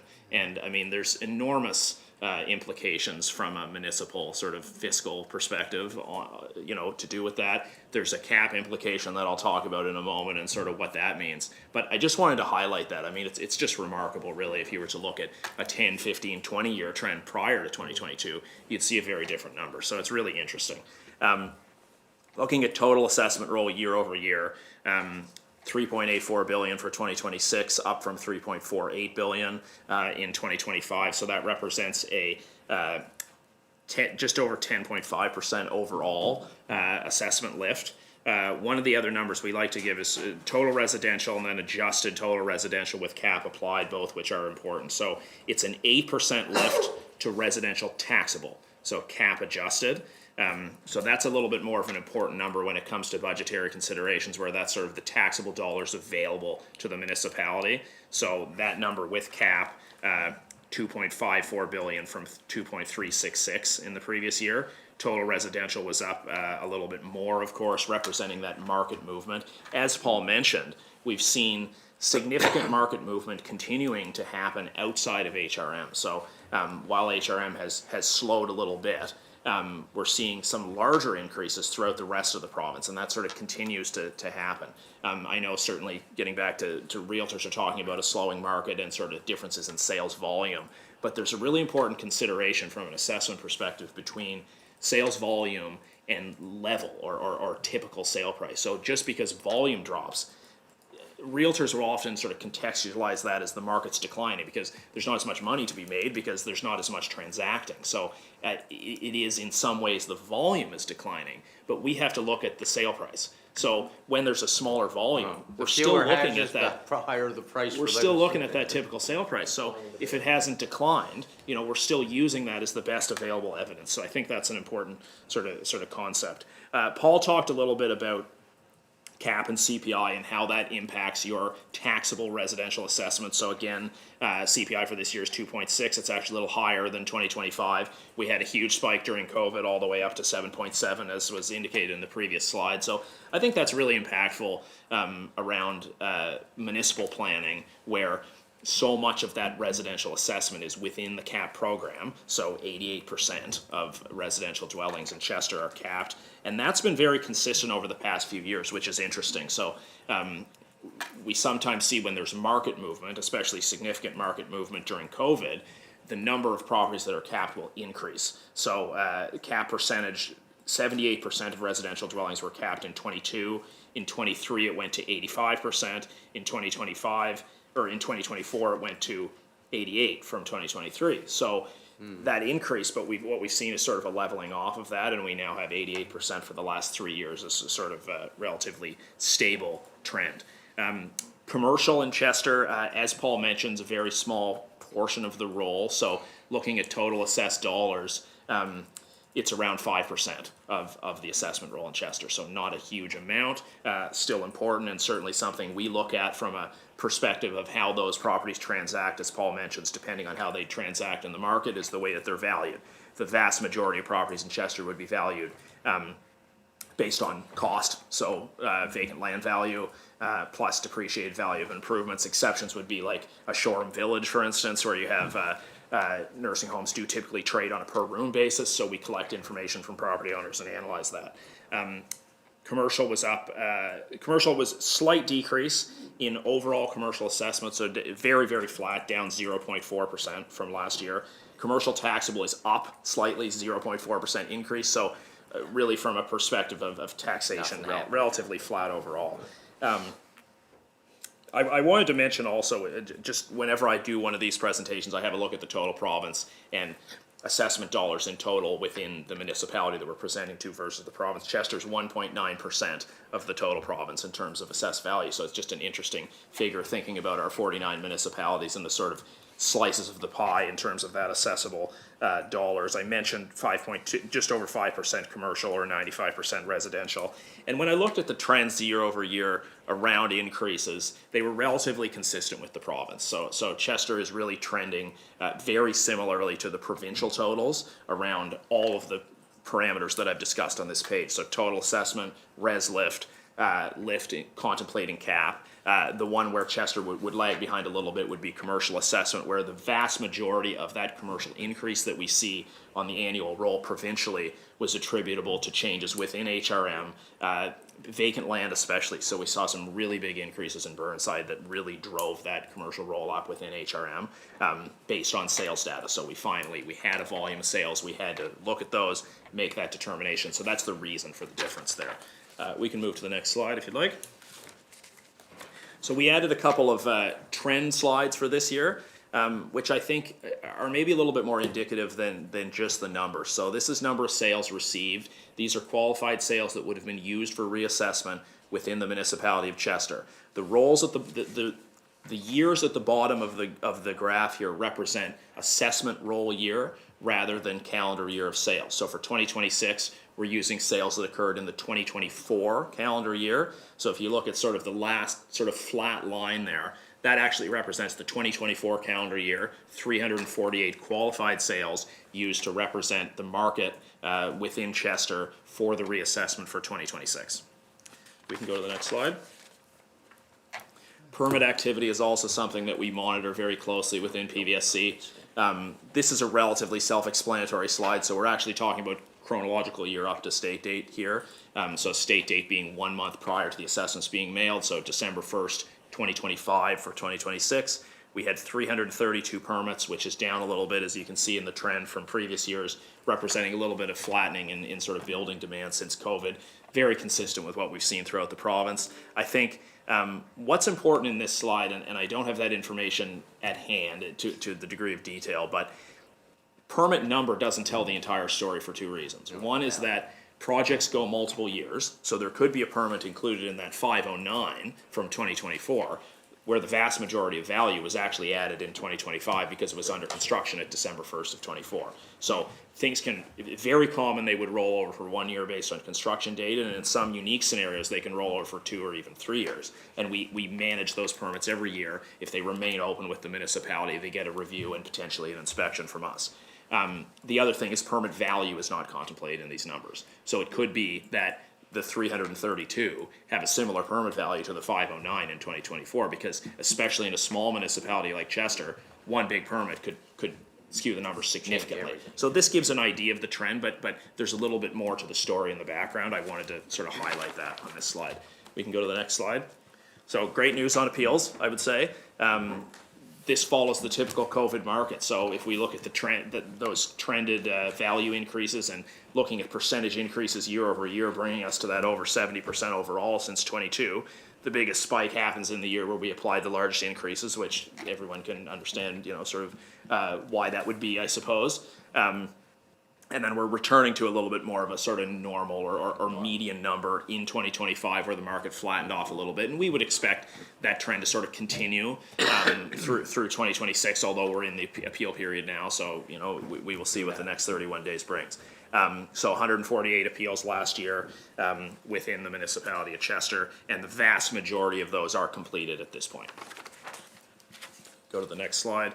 So I'm great to be having this conversation during the appeal period. It's always a little bit easier to deliver this slide when the sort of opportunity is out there, I suppose.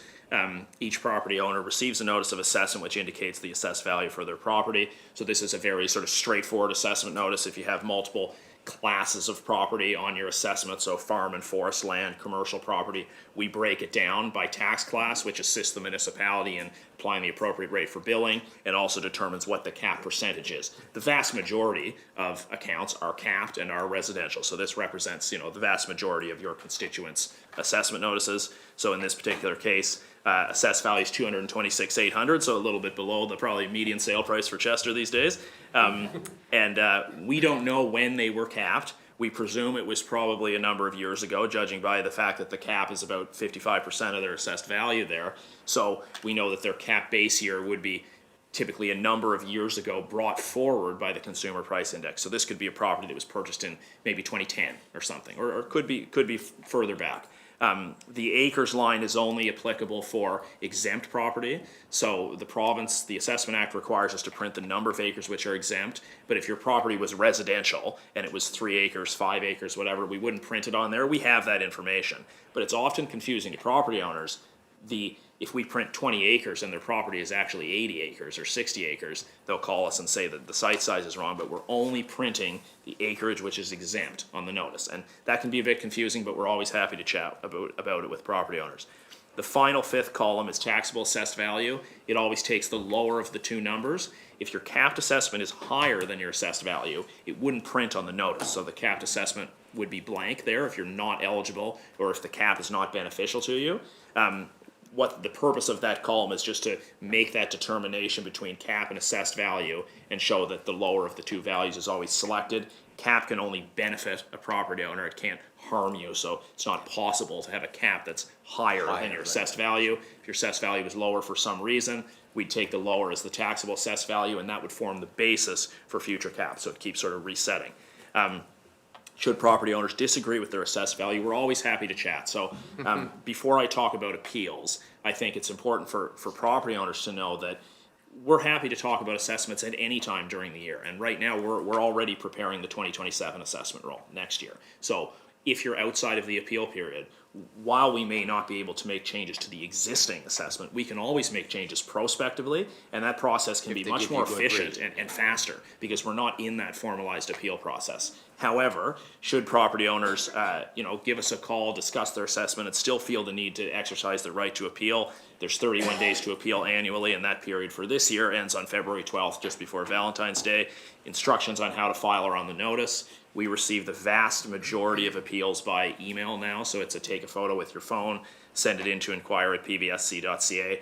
Make sure that that appeal is signed is the most important thing, and then of course give us some information about your grounds. I'll briefly touch on the 3 levels of appeal.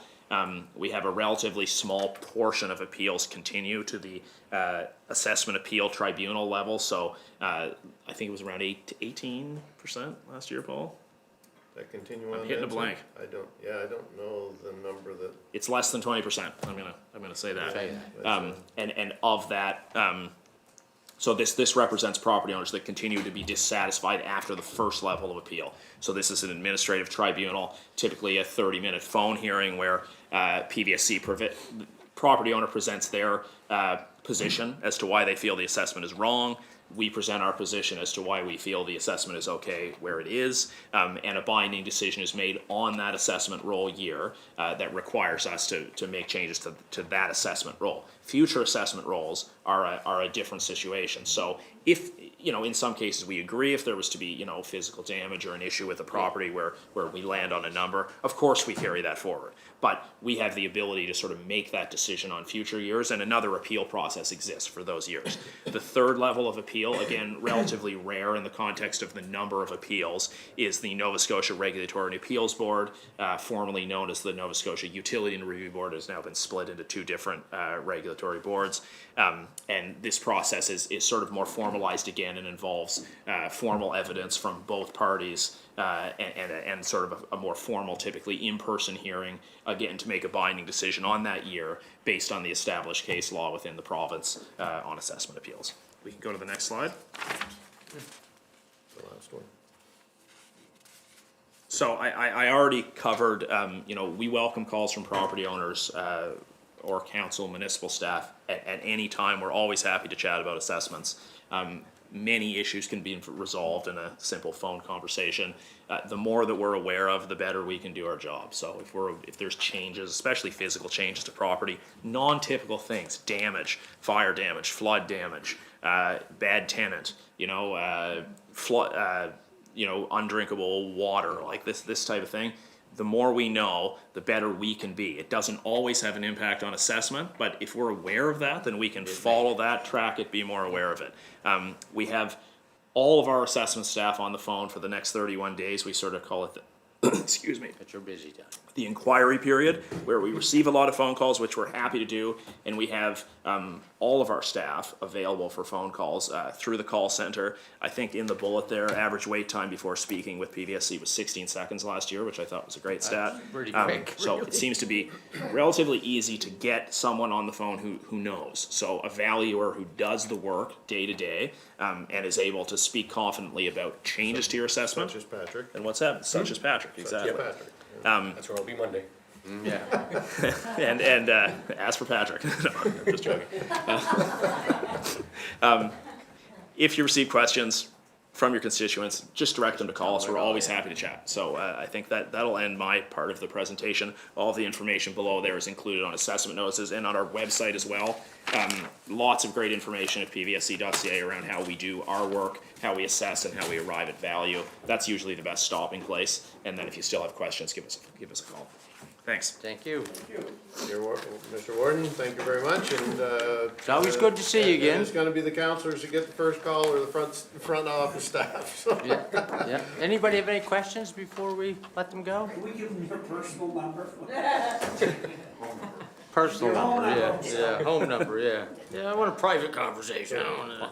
The warden and the CAO know how to get ahold of us. Yeah, we'll find it, yeah. Anyway, thank you very much for coming, yeah, it's a pleasure. Thanks You're very very much, we welcome. appreciate it. Cheers. All right, anytime. Do you guys wanna take a short break? Yeah.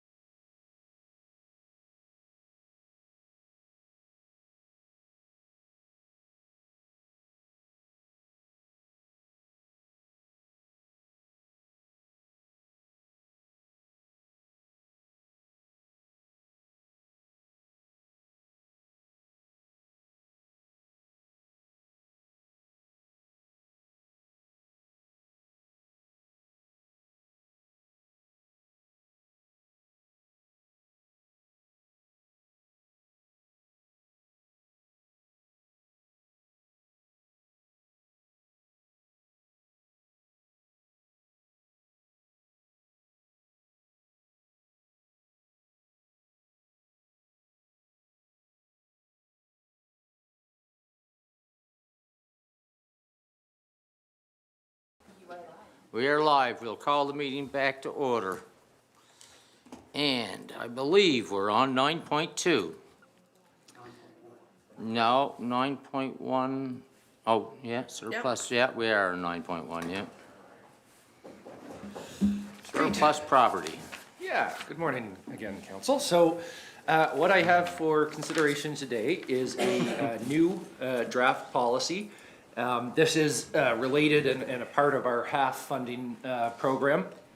And one of the pieces that the HAF administrators asked that we include in our package of projects was to look at surplus municipal lands and potentially policies around how disposal of those properties could assist in creating affordable housing projects in the municipality. So just as a quick bit of background, last year staff basically collected all records of all of our municipal properties. We did an initial review, pretty straightforward, just based on how big they were, where they were, whether they had public road access, whether they appeared to be undesirable for other things like steep slopes or cliffs or those kind of things. And then following that work, we began looking into this policy creation to do some research around how council, again, might establish a process to disperse some of those properties, or in the future, should we have a property that's a prime candidate, how would we disperse those in support of affordable housing? So the draft policy that's attached outlines that, but I'll try to just give a synopsis here, and then happy to take any questions. In essence, it's a fairly simple policy. We tried to keep it relatively narrow in scope at this point, but there is potentially some future work that we could do outside of the HAF program if council wishes to sort of expand on this and add some other policies. Some examples might be, this is only looking at properties that we've already acquired or will acquire through our regular processes of subdivision or what have you. If we wished, we could look into a policy to actually go out and try to target properties that council would purchase to then put into this stream and then pass on, but that's not included with what you have here. So essentially, within the policy, there is a review process. So if a property was being considered under this policy, it would be sent around to all the municipal department heads, and they would have an opportunity to comment on whether they felt there was any current or future use. So, like if it's a prime location for a sewer plant, we want to know about that. Yeah. We don't want to be getting rid of that. That's something we'd want to hold on to. So once the review was done and confirming that there's no immediate or known future municipal use, staff would prepare a report for council that would have sort of the basics of the property criteria, where it is, what it looks like, and confirming that it doesn't. And this is of course all in compliance with the Municipal Government Act, which does allow for a process where municipalities can sell or lease properties for less than market value under certain criteria. In the draft policy, this is one note for council where some potential change could be directed. We have defined eligible organizations, so these would be the organizations that could apply to have a property transferred to them. So we have intentionally defined that as meaning registered not-for-profit or government organization deemed capable of producing and providing affordable housing. Of note there is that we have not included private interests. That is something that the Municipal Government Act does allow. So that is an option for council to consider. I think there's, at least from my perspective, there's, like with everything, there's pros and cons and different ways to look at it. At a sort of a base level, I think, keeping it to nonprofit and government feels like generally how, we tend to expend our private funds or that kind of thing. On the other hand, allowing private interests to apply, which doesn't mean they're going to be accepted, would potentially increase, the effectiveness of the program in the long term by opening it up to another group of potential developers. So as drafted now, it excludes private interests, but I just wanted to make that note. If council would like to include that, we can make that change very easily and would just bring it back. Once we decide that, an eligible organization who's been deemed eligible essentially would submit a proposal to council to request sale or lease of a specific piece of property at less than market value. And again, that has to be supported by documentation and evidence that it will be in support of affordable housing projects. When a proposal was received, again, staff would prepare this report confirming the organization meets the criteria. And then also, before this comes to council, staff would work to obtain a professional assessment of the value of the property. That's a criteria under the Municipal Government Act, that there has to be a recent professional valuation, so that you know what you're potentially donating or giving up. Yeah. So we would gather that information, bring that forward to council. We would try to align that so that the eligible organization would propose bring their proposal forward at the same date that council had the staff report, so you'd have that package together. And then ultimately, oh yes, I should also note, council can request, following the presentation, council can request further information from the eligible organization, and some ideas here would be like reports or evidence or other details to ensure that the proposal will provide affordable housing, so that could And that they can afford to do it. Exactly, and that funding either is available or that council agrees that it will be provided. Another note is that, so if a proposal was accepted by council, then we would rely on the solicitor to help us draft an agreement.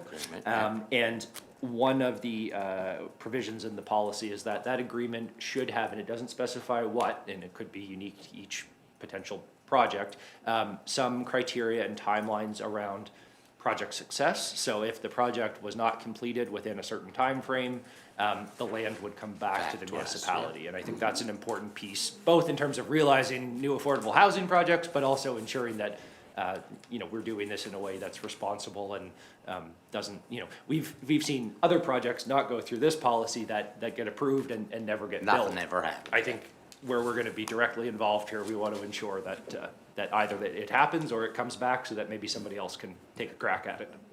I just wanna add one thing, if that's okay. Turn my own mic on. It's in the policy, but just to highlight it as well, if the assessed value comes back over $10,000, council would be required to hold a public hearing. If it's under the $10,000 threshold, then council can approve that upon the request without doing a public hearing. Is that a provincial regulation? That's part of the MGA. That's part of the Okay. MGA as well. And as we just heard with the assessed No values, that $10,000 figure is That probably a little means bit out of nothing. date. So Yeah. I think most properties gonna require a public Your hearing. driveway's worth 10,000. So I thank you, Tara, for that addition, but I think with that covers the majority of it. So happy to answer any questions, or we can dig right into the specific policies. Abdallah. I guess my only question with the private piece that you're thinking about, I mean, that's kind of a tricky situation, because how, who decides what affordable, are we gonna take that on? Are they, how are we gonna hold them to? That's it would be so, I don't know how you'd legislate that or try to, it would be pretty complicated when you get private developers involved. Yeah, how did you choose? Anyway, Andre. Thank you.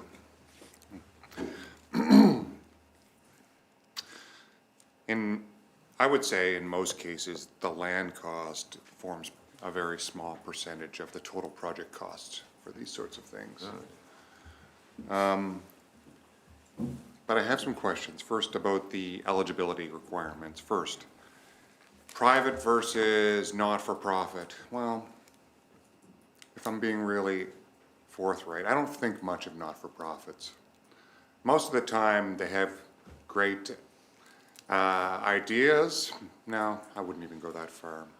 They have great intentions, but they lack the technical knowledge to actually pull off a project of this kind of scope. And so projects that they take on tend to be bloated, inefficient, and if there's any hope that you actually want to create not-for-profit housing, without massive government subsidies, they have no hope, because the business will never support it.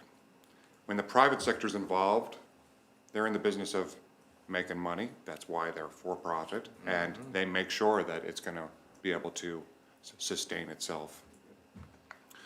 So if this council is really serious about having opportunities for not-for-profit, or sorry, low or affordable housing, then I think that we should really consider offering it up for-profit groups. What's the difference, really?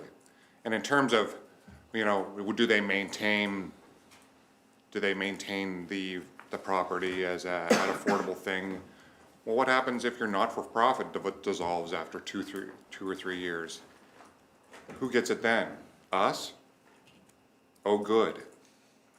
I can't wait for this council to be in the housing business. So I think it's pretty short-sighted to, on day zero, to eliminate probably the most effective tool for creating housing that this province has ever seen, capitalism. Because so far, the province and every other not-for-profit sector have failed miserably at it up till now. Secondly, I think I touched on how do we continue to keep it as affordable. So I don't know if there's anything in the policy we're proposing. Mostly if you enter into some sort of agreement with the province for some sort of subsidy or whatever, there's at least a 10-year commitment to keep those. I don't know if we have such things in this agreement. I'd like to hear from that. Yeah, so we don't have that specified. We do, to Councillor Asif's question related, we do have a definition for what affordable is. Yes. So that would be certainly built into whatever the agreement that was signed was. That could be something that we could, that we could add if we're going to go back and add private interest as being eligible. We could add, we could look into some specific criteria around, either, and I've seen it done in a variety of ways. I think in this case, in some other zoning frameworks, there's, a percentage of units needs to be affordable. I think in this case, they would all need to be affordable in order to be That's what eligible we're doing. under the policy. But in terms of for how many years, or if it's supposed to be in perpetuity, if council would like, we could certainly look into building some of that into the policy. The other option, and I'm happy either way, would be that each project would be at council's discretion. Now, I realize there's, again, pros and cons with leaving it open like that. So for example, if council, my interpretation would be the way it is now, if council received a proposal that they liked, in their motion to accept, they could add conditions or terms so long as the units are affordable for 10 years or in perpetuity. But if you'd like that in the policy, we can absolutely do that too. We should talk about it. And I notice here that this decision to, sell this land or whatever requires a 2/3 decision of council. Yes. Which, is that an MGA? That's an MGA thing as well. Okay, Yeah. fine. All right, fine. I won't give you a hard time about that. In terms of making all of the units affordable, I mean, we have our own not-for-profit group operating in New Ross, and I think even that heavily subsidized project, I don't think that even that can do it with all affordable units.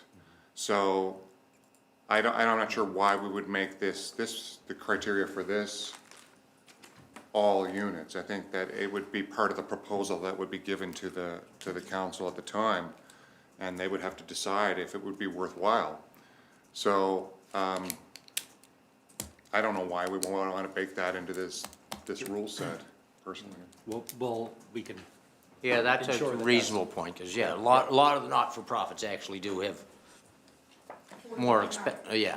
And I think that in order to make it work. Quite common in development agreement applications in other more urban centers, like it's a give and take. You're trying to find some sort of balance, and you may be asking for a bit more leniency on, say, height of your building or something, but you'll put in a couple of units of not-for-profit, or those are kind of negotiations are ones that we can undertake, and I don't see any difference here. When we're talking about a land purchase, that you could negotiate some units and as part of that over some sort of period of time. I don't see how this would be any different. But then it comes down to how we continue the enforcement afterwards. And I don't think that's not a business that we've been in up till now, but we have to think about that if we're gonna make such a policy. Fair enough. I think the only thing I would want to double check on, in terms of that not all units have to be affordable, is that we're not held to that by the MGA. If it says in support of affordable housing, in that language, then that likely means we could take a split of affordable and not, but if it, so I just would wanna Check on double that. check that Yeah. isn't a requirement that all units, be. I'm in the housing business somewhat myself, and I would say that if that's what it says, that 100% have to be housed, that's like just taking this whole idea to the woodshed right now, and it's not coming back with you. Yeah. Because there's no business case that lets you build at the high cost of construction, these things, no, like minimal revenue, and somehow gonna make it work. How does it work? It only works if the government's there laying dollars on the table every year. Tom? Let's just be honest about what it is. So maybe I really appreciate where we're discussing this, because this is important where we're gonna go in the future, I'm sure. Turn his mic on, please. Oh, sorry. That's okay. Thank you, Warden, thank you, CAO. Going back again, this is very important. This is a real breaker that can make us have things happen or not. So why couldn't we sell, and maybe I've missed this, why couldn't we sell to private investment and do like a density thing that they get more opportunity to do their affordability units or whatever? Yeah, so we absolutely can add private interest in here. That's just an option. That was call it a staff recommendation, if you will, to exclude them, but good discussion here this morning. So there's absolutely nothing preventing us from adding private in there. Okay.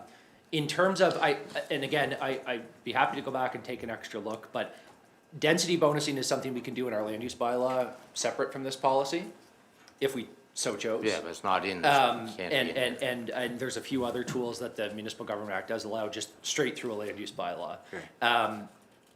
I would just, again, to Councillor Vito's earlier comments, just want to ensure that the language in the MGA, in this case, is quite specific to municipalities selling or leasing land at less than market for affordable housing. So I just want to ensure that that would fit well within this program. Okay. So we're dealing with two sections here. Right, Yeah. right, yeah, Okay. that's All right, right. that's right, yeah. Okay. Just quickly, I have the section in front of me. So, the MGA, in terms of being able to dispose of surplus property, it's notwithstanding subsection 2, a municipality may provide direct financial assistance to a business for the purpose of increasing availability of affordable housing. So Okay. it doesn't say Yeah. it all has to be. Right. So. So we could- But we can. So I guess what maybe where I think I am is that, I mean, I think this is a good start, but it's not a complete. I think that we should take a look at being able to go down the road of private sector, and whether or not we have the ability to put, like, it has to be there for 10 years, or what percentage makes sense to be affordable as opposed to, you know, and yeah. Sure, yep, we can, I can go back, and, yeah, we'll clarify that not all the units have to be affordable, and that would be up to Yeah, council in terms of somehow the we gotta come proposal up with to a number determine that makes sense, I mean, obviously, we don't want 25% of it to be affordable and the others not, I mean, you want more than that, I mean, that's not why you're doing it, but. And Sam, Well, what I was going to suggest, though, is I think the policy should address the fact that there will be an agreement. well, yes, It would be like, we won't call it a development agreement, because that's the word's already used, but it will be an agreement with whoever it is, whether it's nonprofit or private, where council would specify the details. I don't think we need to get into too much detail. Okay. Because it's going to be all specific. depends on It's gonna- everything. Yeah, so in terms of, is it 50% affordable? Right. 60, we don't know. Right. We would, but I think we need to specify that an specify agreement will be. that it'll either be, it will be, I mean, because logically, as Deputy Warden Vino mentioned, if it's private, there's gonna have to be a component for profit, otherwise it's not gonna make any money. So that percentage might be different, but then even if it's a nonprofit, they may say, well, we need to make some money to pay overhead and costs and so on, so maybe there's gonna be a different percentage for them. So I think we just need the ability to negotiate that. Sure. And in terms of enforceability, this could be an agreement that gets registered with the title. And so there it follows, because nothing, but I wouldn't say be forever, so you say. for X number of years. X number of years, 10 years, whatever, whoever owns the property, if it gets transferred, they assume that commitment to maintain that ratio of affordable to non, and then eventually it would go away. But that would be method of enforcing it. Yeah. Andre? Yeah. Yeah, so you've said some of what I thought, you know, putting a strict percentage would, I think, would be, because 25% may be a lot. If you're doing 100 units, that would be a big improvement. You know, I think it's for the council of the day to decide whether the proposal is worthwhile. You know, and in terms of enforceability, I like your idea, solicitor, of, you know, sort of enshrining it in some sort of registered document. I think typically it's like, becomes like a reversed mortgage where, secondary mortgage, where the difference between the assessed value and the purchase price is like amortized off over 10 years or whatever the specified period is. Yeah.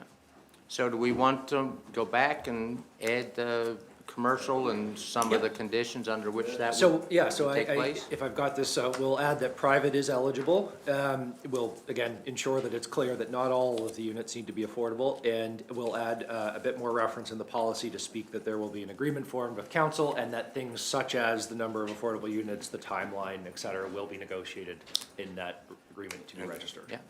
Okay, we all good with that? Yes, exactly. I love Okay, it. thank you. Thanks. Now, 9.2, I think. Equity, Diversity, and Inclusion Advisory Committee, Corporate and Strategic Management. This is a request for decision for council to give first notice to repeal policy P108, and these are the terms of reference for the MOC EDI committee. This was discussed at the December 4th policy and strategy session with council, where we received direction to come forward with this RFD. Just to touch on a little bit of it, the action plan. So there's an action plan that goes along with our EDI commitment. And I did want to note that if council did move forward with the dissolution of this local committee, the action plan would still move forward and be operationally led. Municipal staff would continue to advance each of the action items and would continue to collaborate with community members and equity deserving groups on each of the actions. And we did provide some examples on what action specifically would require additional consultation. So a couple of them, one would be engaging elder residents and partnering with organizations to expand opportunities for their active participation in the community. Reviewing programs and services to identify barriers and remove those barriers. So like our HR policy, for example, that would be with the assistance of a consultant who works in this space. So we would come forward as staff with a scope outline of that and a anticipated cost to do that work before we would proceed. And assessing bylaws of the same matter, we would request external consultation on that from community groups and partner organizations, and work a lot with our provincial partners and federal partners, because they provide a lot of guidance in this space as well. And I did provide a link in the RFD where the full plan is for everyone's information. And for those items, as I mentioned, that require additional expertise or have a budgetary impact, we would bring those individual items forward for council's approval first. Any questions, people?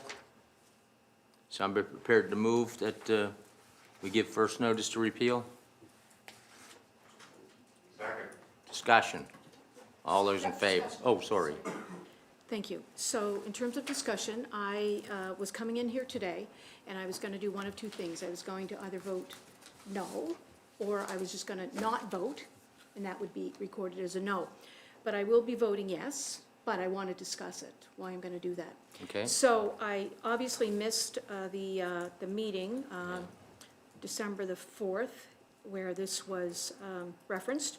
So I went through the slides again this morning, I guess. I did, but didn't, it really, I guess, gravitated with me today. So I read the reference to the other methods of consultations and engagement, again, consultants, focus groups, listserv, and also in listening to Deputy CAO just now and seeing it within the request here in black and white, and what our plans will be going forward, and in speaking with Jennifer this morning. So I was tipped in the other direction, so I just wanted to make sure, because I feel a great deal of pride, I think, along with the work of Councillor Asif, going back, not to negate Deputy Warden Vino and Councillor Coolin, who are the current members of EDI now, but certainly going back to the very beginning, and working with the community members, the citizen appointments, and the staff who were with us at every meeting from there. So I just feel a great deal of pride with this and feel a great deal of weight in terms of the importance, but I'm relying on what we've said here, and I believe it, because, staff, I have a great deal of trust with staff. So I just wanted to say that, because I will be voting in support. I just needed to say that. Thank you. Okay, so we have a motion on the floor. Any further discussion? All those in favor? Opposed? Motion's carried. And I think it's important that we thank the current members of the committee for the work that they've done over the past couple of years, and very much appreciate their efforts. Yeah. Okay, so I think I'm on 10.1. You're a regular guy. I think this is the last you'll see of me today. Oh, sorry. Sorry, Councillor Bremer. Warden, I would like to remove myself from this as a conflict. Okay. Thank you. Let the minutes reflect that he is declared. Yeah, the What's the nature nature of the conflict? This property has to do with my landlord. Oh, Thank you. okay. Alrighty, so what we have now for consideration is an LUB amendment to the Village of Chester land use bylaw, and I've termed it to revise Old Stone Bridge setbacks. So a bit of background and sort of the current situation here. So we have an application that's been submitted by Tristan Mills, who is the applicant on behalf of a property owner, Gail Smith. And the request is seeking a review and revision of section 421(1)A of the Village of Chester land use bylaw, which is the section that talks about the Old Stone Bridge protections. The section currently, and I guess I should also say, throughout this report, I'll be referring to a couple of things, and just for clarity, I'll try to sort of define those terms now. So the previous land use bylaw was in effect, as you probably know, from 2004 until 2025. So when I'm saying the previous land use bylaw or the previous setback, that is 2004 to 2025. And then the current land use bylaw and the current setback are what's been in place since March of 2025 last year, just for clarity, because we'll get into a few different versions of and options here. So the current 2025 setback describes the bridge span measuring 60 meters along the road, 30 meters in each direction from the center point of the bridge. And from that center point, there is a circular 45-meter setback within which no structures may be built. That, like I said, was a revision that was made in the 2025 document. And the intent behind that revision was primarily to create a map of the setback. So in the previous 2004 to 25 land use bylaw and setback, there was a written description of the setback, but there was no map. And so our intent, and I'm happy to admit this, maybe a little naively, was to simplify things and produce a map but the intent was not to increase or decrease, really to change the setback, just to put it on a map. And actually our hope and our slight concern was that if we didn't do that, it's potentially that it would be missed, because it's just a small section of the bylaw. It only applies to a small handful of properties. And so that was our thinking behind it. And it's, of course, things happen, and so it's always interesting to think about that after the fact. Yeah, exactly. So that was where our heads were at with making a change to it in the first case. I did a little bit of research into the setback itself and when it was established. Councillor Vino actually requested that, I think, the first time this came to council. So from the best I can tell, it was actually in 2007 that setback was first introduced. So the plan was brought in 2004, and then a few years later, the previous setback, the original setback, was brought in. It was done as an amendment to the planning strategy and land use bylaw. And from what I could see with reports within the file, There had been and was concern with wharf construction in the vicinity of the Old Stone Bridge, and that was the impetus to bring in some setbacks. There was an attempt, a municipal attempt to register the Old Stone Bridge as a municipal heritage property. That council eventually turned that down, and from what I can infer, the reason was because the province, who's the owner of the bridge, objected to the registration. So it was not registered as a municipal property, but council, again, from the notes that I read, appeared quite determined to provide some protections, and so that's when they pivoted to, well, what can we do in the land use bylaw to protect the bridge? So that's what led to the previous setback. So to describe the previous setback, and I do have images a little bit later to show all of these. The previous setback, and again, they're not that different, but it described the center line of the bridge, so that the center line for 30 meters in each direction along the bridge. And at any point along that line, you would draw a 15-meter circle within which no structures could be built. So if you were building at this end of the bridge, you'd go down the line to the closest point, draw a 15-meter circle, and that was your setback. And so that's how it was described in text, but again, not mapped. So again, with the plan review, our intent was to simplify it and create a map so it was more easily understood and wouldn't be missed. But again, the intent was not to really change the setback. And I did double check, because we did hear at the public information meeting that some members of the community understood that this was an increase to the setback. And so I wanted to check on the language that I used with council, and I went back and looked at the slides, and in my opinion, the language used was to enshrine and strengthen existing protection on the bridge on Old Victoria Street, and Old Stone Bridge protections being included in the general provisions. But not to increase it. My opinion is that the way it was described to council was that it was not changing the setback, but creating a map. Yeah. But again, just for that's how I addition there. So that gets us to the nature. So when the application came in, so we thought everything was in good shape, but when this application came in and we took a closer look, what really had changed is the impact on the properties that are closest to the bridge. And it comes down really to geometry and how you draw those circles and from which point, and the curvature and the radius of the circle and how that interferes or interacts with each of the properties. So on the left here in red is the subject property that the application has been made for. The hashed area at the top is not the bridge setback, so you can ignore that blue area. This is just locationally to show you where it is. The image on the right is a survey plan from 2021. And the dashed circle there that you can see where the arrow is pointing, that shows the impact on that property of the previous setback. So that was in place from 27 to 2025. So the area with that sort of slight semicircle, that would be the area that no structures could be placed under the previous setback. So it impacted the property, but it was a fairly small little corner of the lot, and unlikely to be, based on yard setbacks, unlikely to be where buildings would be proposed anyway.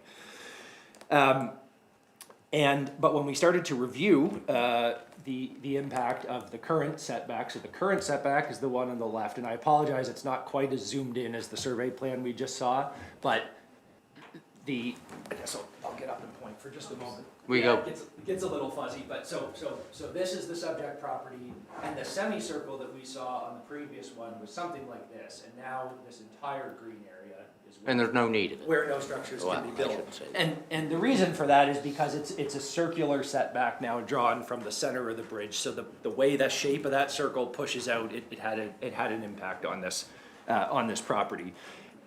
And so calculating that, it shows that the current 2025 on the left setback results in about 330 square meters of lot area where structures can't be built on the lot.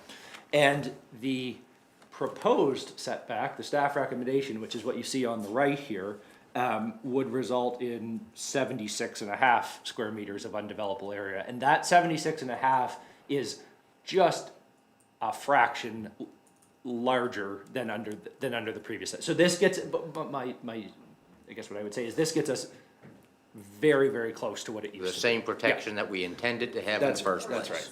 And the way we created this oval, just to explain it, and again, hindsight is 20/20. What we did is we went back to the way the previous setback was described, 60-meter center line and a 15-meter circle, and that's how you get that oval. It's basically drawing the circle at every point along the line and then connecting it up, and you get that oval shape. And that much better reflects what the previous setback described in the text. So we, as we normally do, we had a public information meeting on November 27th. We had 4 members of the public. There were some concerns expressed around the impact on the bridge's integrity. We heard this morning in the public session similar sorts of concerns there. There was concern about construction on this property leading to more vehicular traffic across the bridge, and that's really it's not our jurisdictional area. It's a provincial asset. In terms of what vehicles are allowed across the bridge, that's up to the province to decide. We have no say on that. Yeah, but generally the feeling was that if the current setback did result in an increase, that was a benefit and should be maintained. That was the comments. We also had a VPAC meeting on December 9th, just before Christmas, and again presented these options here. If we just go to the next page there. So at VPAC, there was one member of the public who attended and spoke to the committee, and they had a discussion.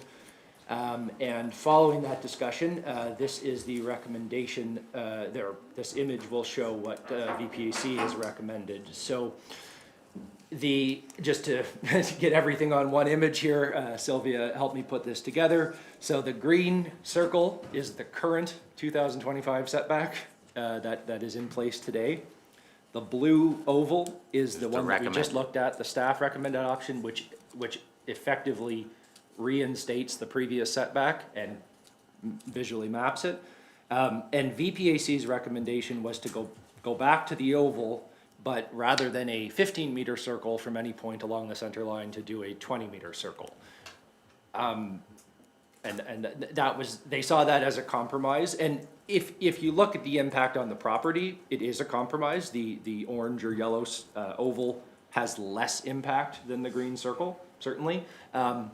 That said, the staff recommendation remains the same, to go with the blue circle or blue oval. And the reason really for that is that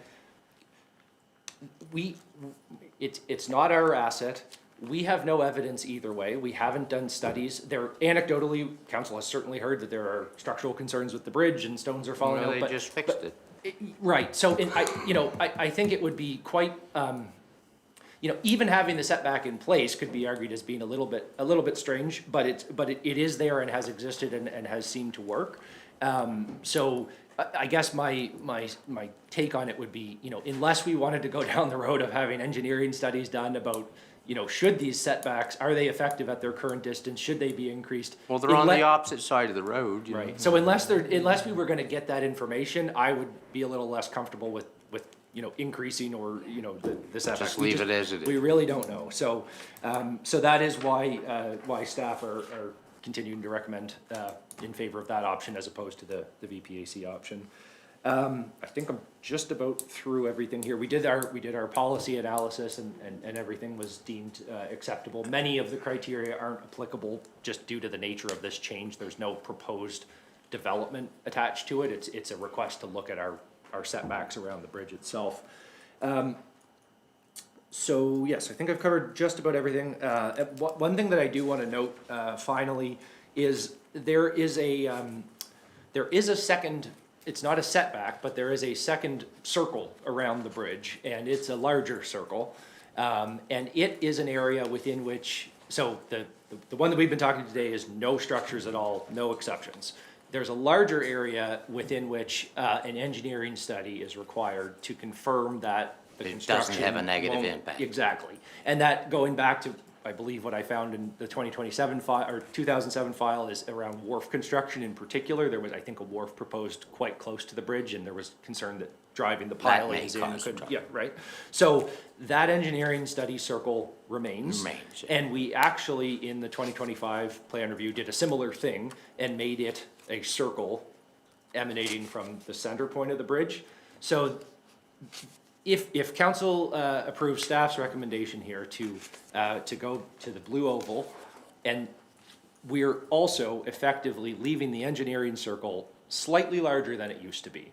So right, and I think, and that, at the committee and at the public, that was seen as a positive. That doesn't have nearly so much impact as saying you can't build at all within this area. So I think, and I'm sure there will be arguments against this, but my take would be that the staff recommended option will revert the no structure setback to what it was, and will actually increase the protection. Leave the slightly increased area for the engineering study, which, again, I would make the case that overall strengthens the protections on the bridge from what was there a year ago before we brought in the new plan. Okay, Andre, Happy to answer the questions.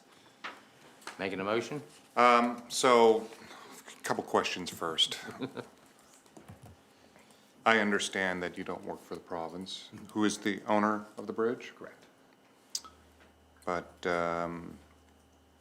would you presume that the owner wants the infrastructure that they own to last as long as possible with minimal maintenance? I think that would be the same. I don't know, yes or no? Yeah, sure. Okay. That's fair. And the actual owner of the bridge, have they ever asked for a setback? Not to my knowledge, there was nothing in the file about that. One note, which is not what you're asking about, which is, after the failed municipal registration in 2007, the bridge was provincially registered in 2012. As a heritage property. As a heritage property. But so that's not the setback. So I saw nothing to indicate that the province had ever asked So for the province or has supported never a asked setback. for a setback Or from supported. wharf construction, housing, nothing, Not ever? that, all I can say is not that I've seen in the files. Never, okay. So, here we are. And I understand now we're looking again at how we're defining this setback, which I don't actually personally, I don't even think we need a setback. I think it's absurd, frankly, that we're trying to protect something and the actual owner doesn't care. But, I did speak with the applicant briefly, and I understand they're satisfied with the keeping the 15 meter from the center line requirement. So I would move that we proceed with that. I just wanted it on record that I think the whole thing is foolishness. Any Okay, so setback. you're recommending that we proceed with the staff recommendation and give first reading. We have a second. And, one final thing, if council is prepared, we would be looking for a date for a public hearing as well.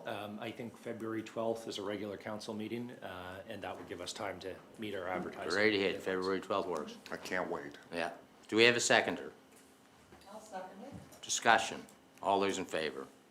Opposed, motion's carried. Thank you. Great, thank you. Okay. 10.2, I think. Update solid waste. I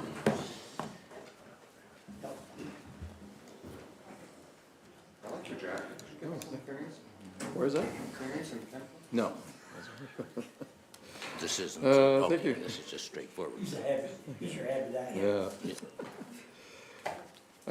Thank you. So the report's in your package, but just to go through it really quickly. So in terms of our overall tonnage from this past quarter, we're up about a little over 20% from same time previous year. There's been a bit of an uptick in some of our residual waste, some of that from some new materials coming in, also just, I think, just general growth in the area and More people, everything more else houses, and more that, and we are seeing a little bit of the seasonal trend, though I think that's starting to lag a little bit later and later into the year, so that those numbers may not present themselves quite the same way in this Q3 as it had in previous years, but. And that, so on the regulatory side, we did get our new operating permit for the landfill, so that one's been, that is the now new combined one that combines both the MSW and C&D parts of the operations. Basically, I think the discussions we had is that since both of those are basically literally a stone's throw from each other. Didn't really make much sense to have separate operating permits because there was so much overlap in the requirements, so. We've all gone. So with that updated a number of our key operating plans, so our operation maintenance, emergency response, and contaminated soil plans all got updated in that. We also had, the federal government did finally release their final version of the landfill methane regulations just in time for the holidays, so. Haven't got that quite sorted out yet. Yeah, they've, now, so we'll have a bit more of a briefing, policy and strategy session probably next week. But suffice to say, we qualify and it's not gonna be cheap. Yeah. So. Yeah, what's it mean? What can we do? Yeah. So Region 6, they've had their quarterly meeting in November. Unfortunately, wasn't able to attend, but seeing from the notes, I think largely planning for this year and also just ongoing discussions regarding the rollout of the extended producer responsibility system. I think it was largely the topics there. I was there. I think I was there. Yeah, I mean, these meetings tend to be more notification and less debate, really. But, yeah, I think it was just talking about EPR rolling out and just waiting, as you said. Wasn't a lot really to discuss. It's one of those meetings that could almost be an email, but anyways, it's a requirement. Okay. And speaking of the EPR, so we are now live in that system as of December 1. Our agreement with Circular Materials to provide the curbside collection services and educational and community awareness support for our residential and small generator ICI we've entered into that, so all that is live. Knock on wood, so far there hasn't been too much public feedback on that so far, but we'll wait and see how that continues to evolve. I know there's still a number of behind the scenes topic that needs to be worked out. Abdallah? Oh, sorry, Abdallah. Thanks, Scott, and just what I've been hearing, not just from my area, but around Bridgewater, I have a few friends in Bridgewater. I don't know how you're gonna roll this out, to explain to the public in a concise manner that everybody's not confused. I don't know who's gonna do that, but I'm hearing like a lot of, like, why are we doing this, or I don't think the public, in my view, doesn't really care why we're doing it. Into that, they just wanna know what they have to do. What am I supposed to? Where am I supposed to put this now? Yeah. And I think that has to be communicated, the best way you know how. Yeah. Because if not, I mean, I'm hearing it now. You've seen it. Why are we only got calendars to March? And Well, everybody's because asking me things are questions, gonna what do I put in change. my blue It's- bag now?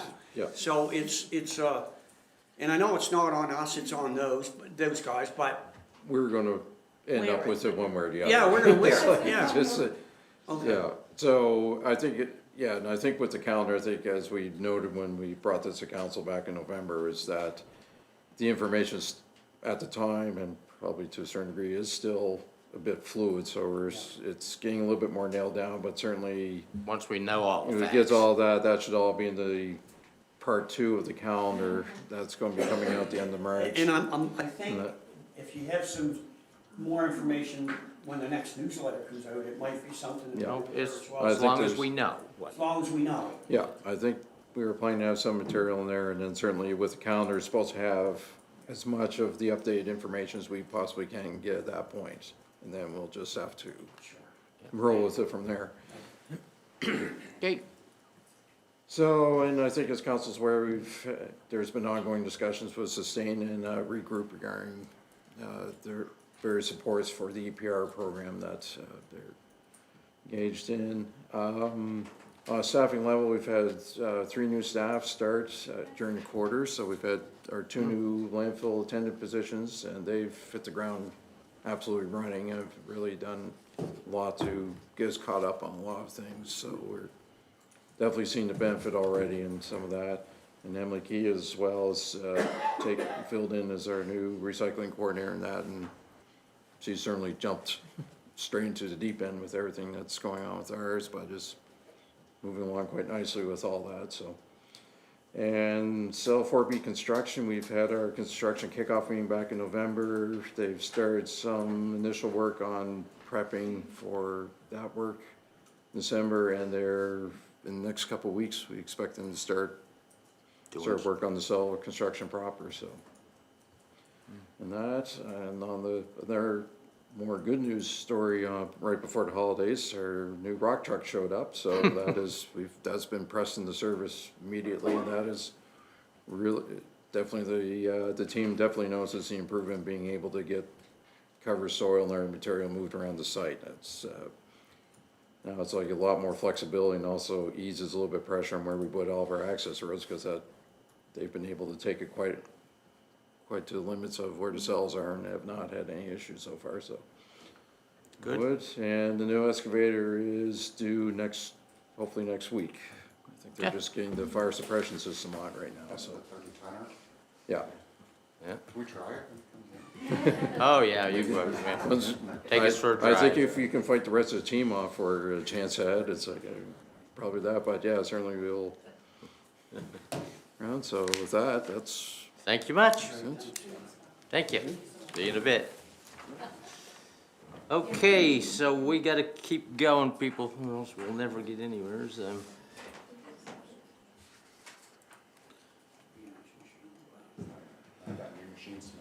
11.1. Letter from Kim Marsland, Department of Emergency Management, end the bottled water reimbursement program. That's just your information. There's nothing unless you want to say something. Nope, just a notification that they're ending the support for the the financial support for the bottled water program, and a notification that it's, from a provincial standpoint, no longer considered emergency, the drought, that it's something we're gonna have to just plan for, and it's no longer considered emergency, so that financial support goes away. Okay, and what? Okay. And 11.2 is with just a letter we've written concerning senior safety. We've heard nothing, so there's not much to talk about. And 11.3, letter of support from Councilor Jessica Fancy, New Ross Housing Project, and again, that's just for information. And 11.6, to follow up on that, was the response back from Jessica. Okay. Oh, yeah. Yeah. 11.5, letter from Municipality Antigonish, re-declining cell service in Antigonish, and that's information for us, I guess. Yep. 11.7, signed petition, sim settlement. Oh, well, that's. So that's the item that we removed from the agenda, and it'll be on Yeah, the so it'll be on next. 29th agenda. Yeah. So just so you know that we received that petition in relation to that when it comes on the 29th. I have a question related to the petition. Yeah. So I know whenever I'm involved with a petition, indirectly, I guess, with the community, in terms of some of the things that we've done, projects in the community in New Ross, most recently with the school back in December, there are rules around petitions. And so I know, depending on who is in receipt of the petition, there are rules. I assume that those are general stipulations and general requirements. So my question when I saw this, just being honest, is where are we as a municipality in terms of accepting a petition? I know that many moons ago, when there was a petition circulated probably throughout the municipality, but mostly in the Western Shore area, when it was the potential demolition of the school there. If I remember, we had pages and pages of signatures, but unfortunately, except for the first page, there was nothing indicated on the second or thereafter pages what people were signing.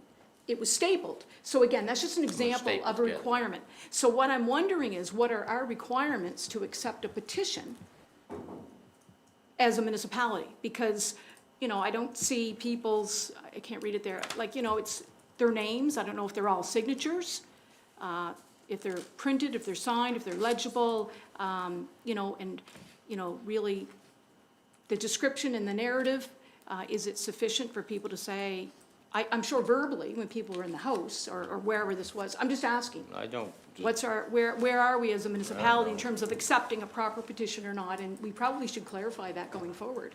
Yeah, so the council procedural, council and committee procedural policy, P109, has Yep. some language around petitions. Good. And so I can provide that to council in more detail. Good. And then if you would like to take this one and have that discussion on the 29th when we consider the matter. Yeah, I don't know what the rules are. Yeah. I just assume they come in. Yeah. Okay, thank you. Okay, so we're on to 12.2. Designated Community Fund Grant Request, and we have a couple. Or one. Yeah, so we just have one request this morning through the Designated Community Fund, and that's from the Ocean Swells Community Center, and the request is for $2,000, and so we've confirmed with Department of Finance that the funding has come in and been accounted for, and Ocean Swells is planning to use that as part of their ongoing annual maintenance, and specifically around their snow clearing. Okay. And 12.3, District Grant, Recreation, Basin Rec Park. Yep, so it's just one request. You need a motion. Oh, motion on 12.2.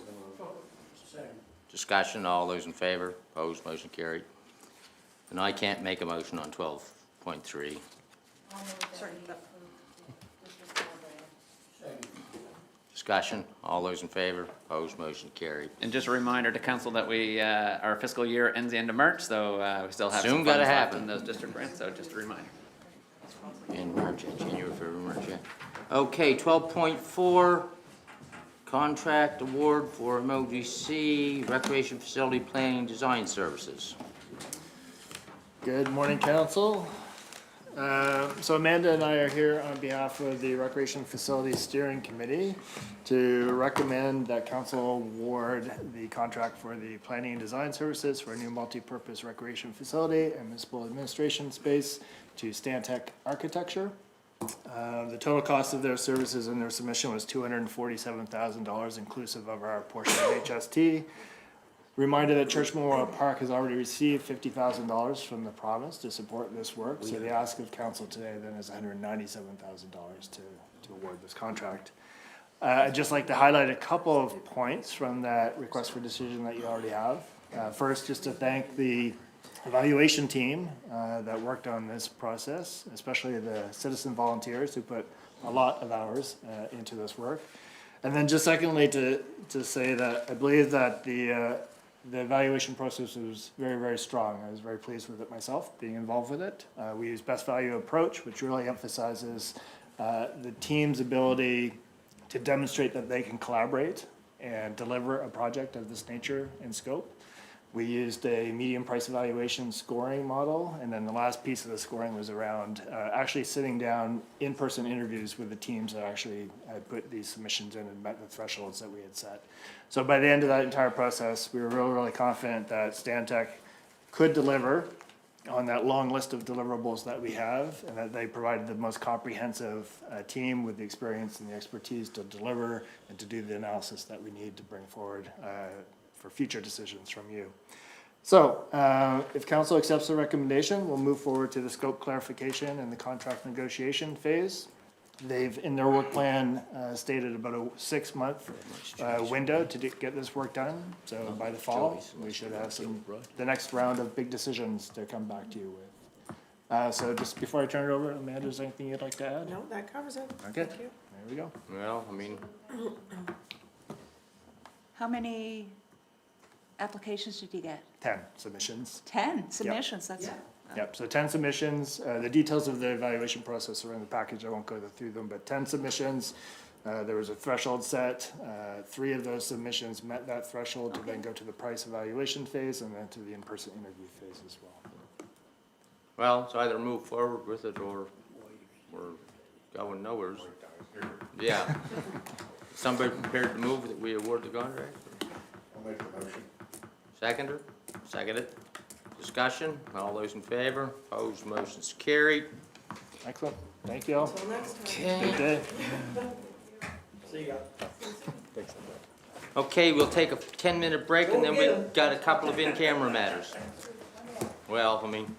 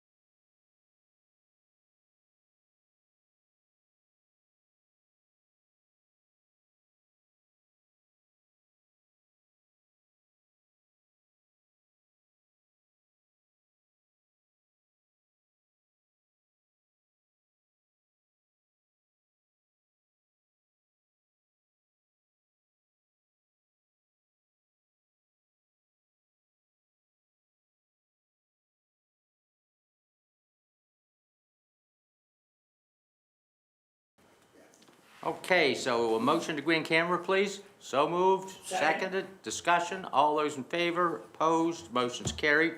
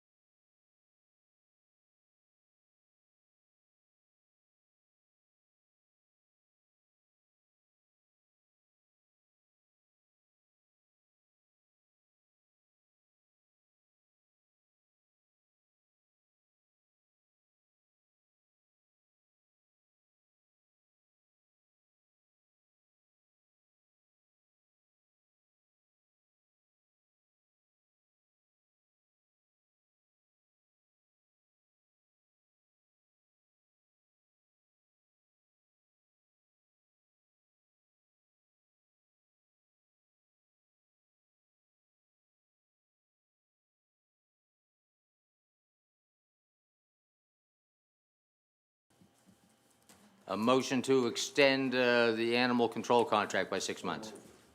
Second. Discussion, all those in favor? Opposed, motion carried. Motion to adjourn.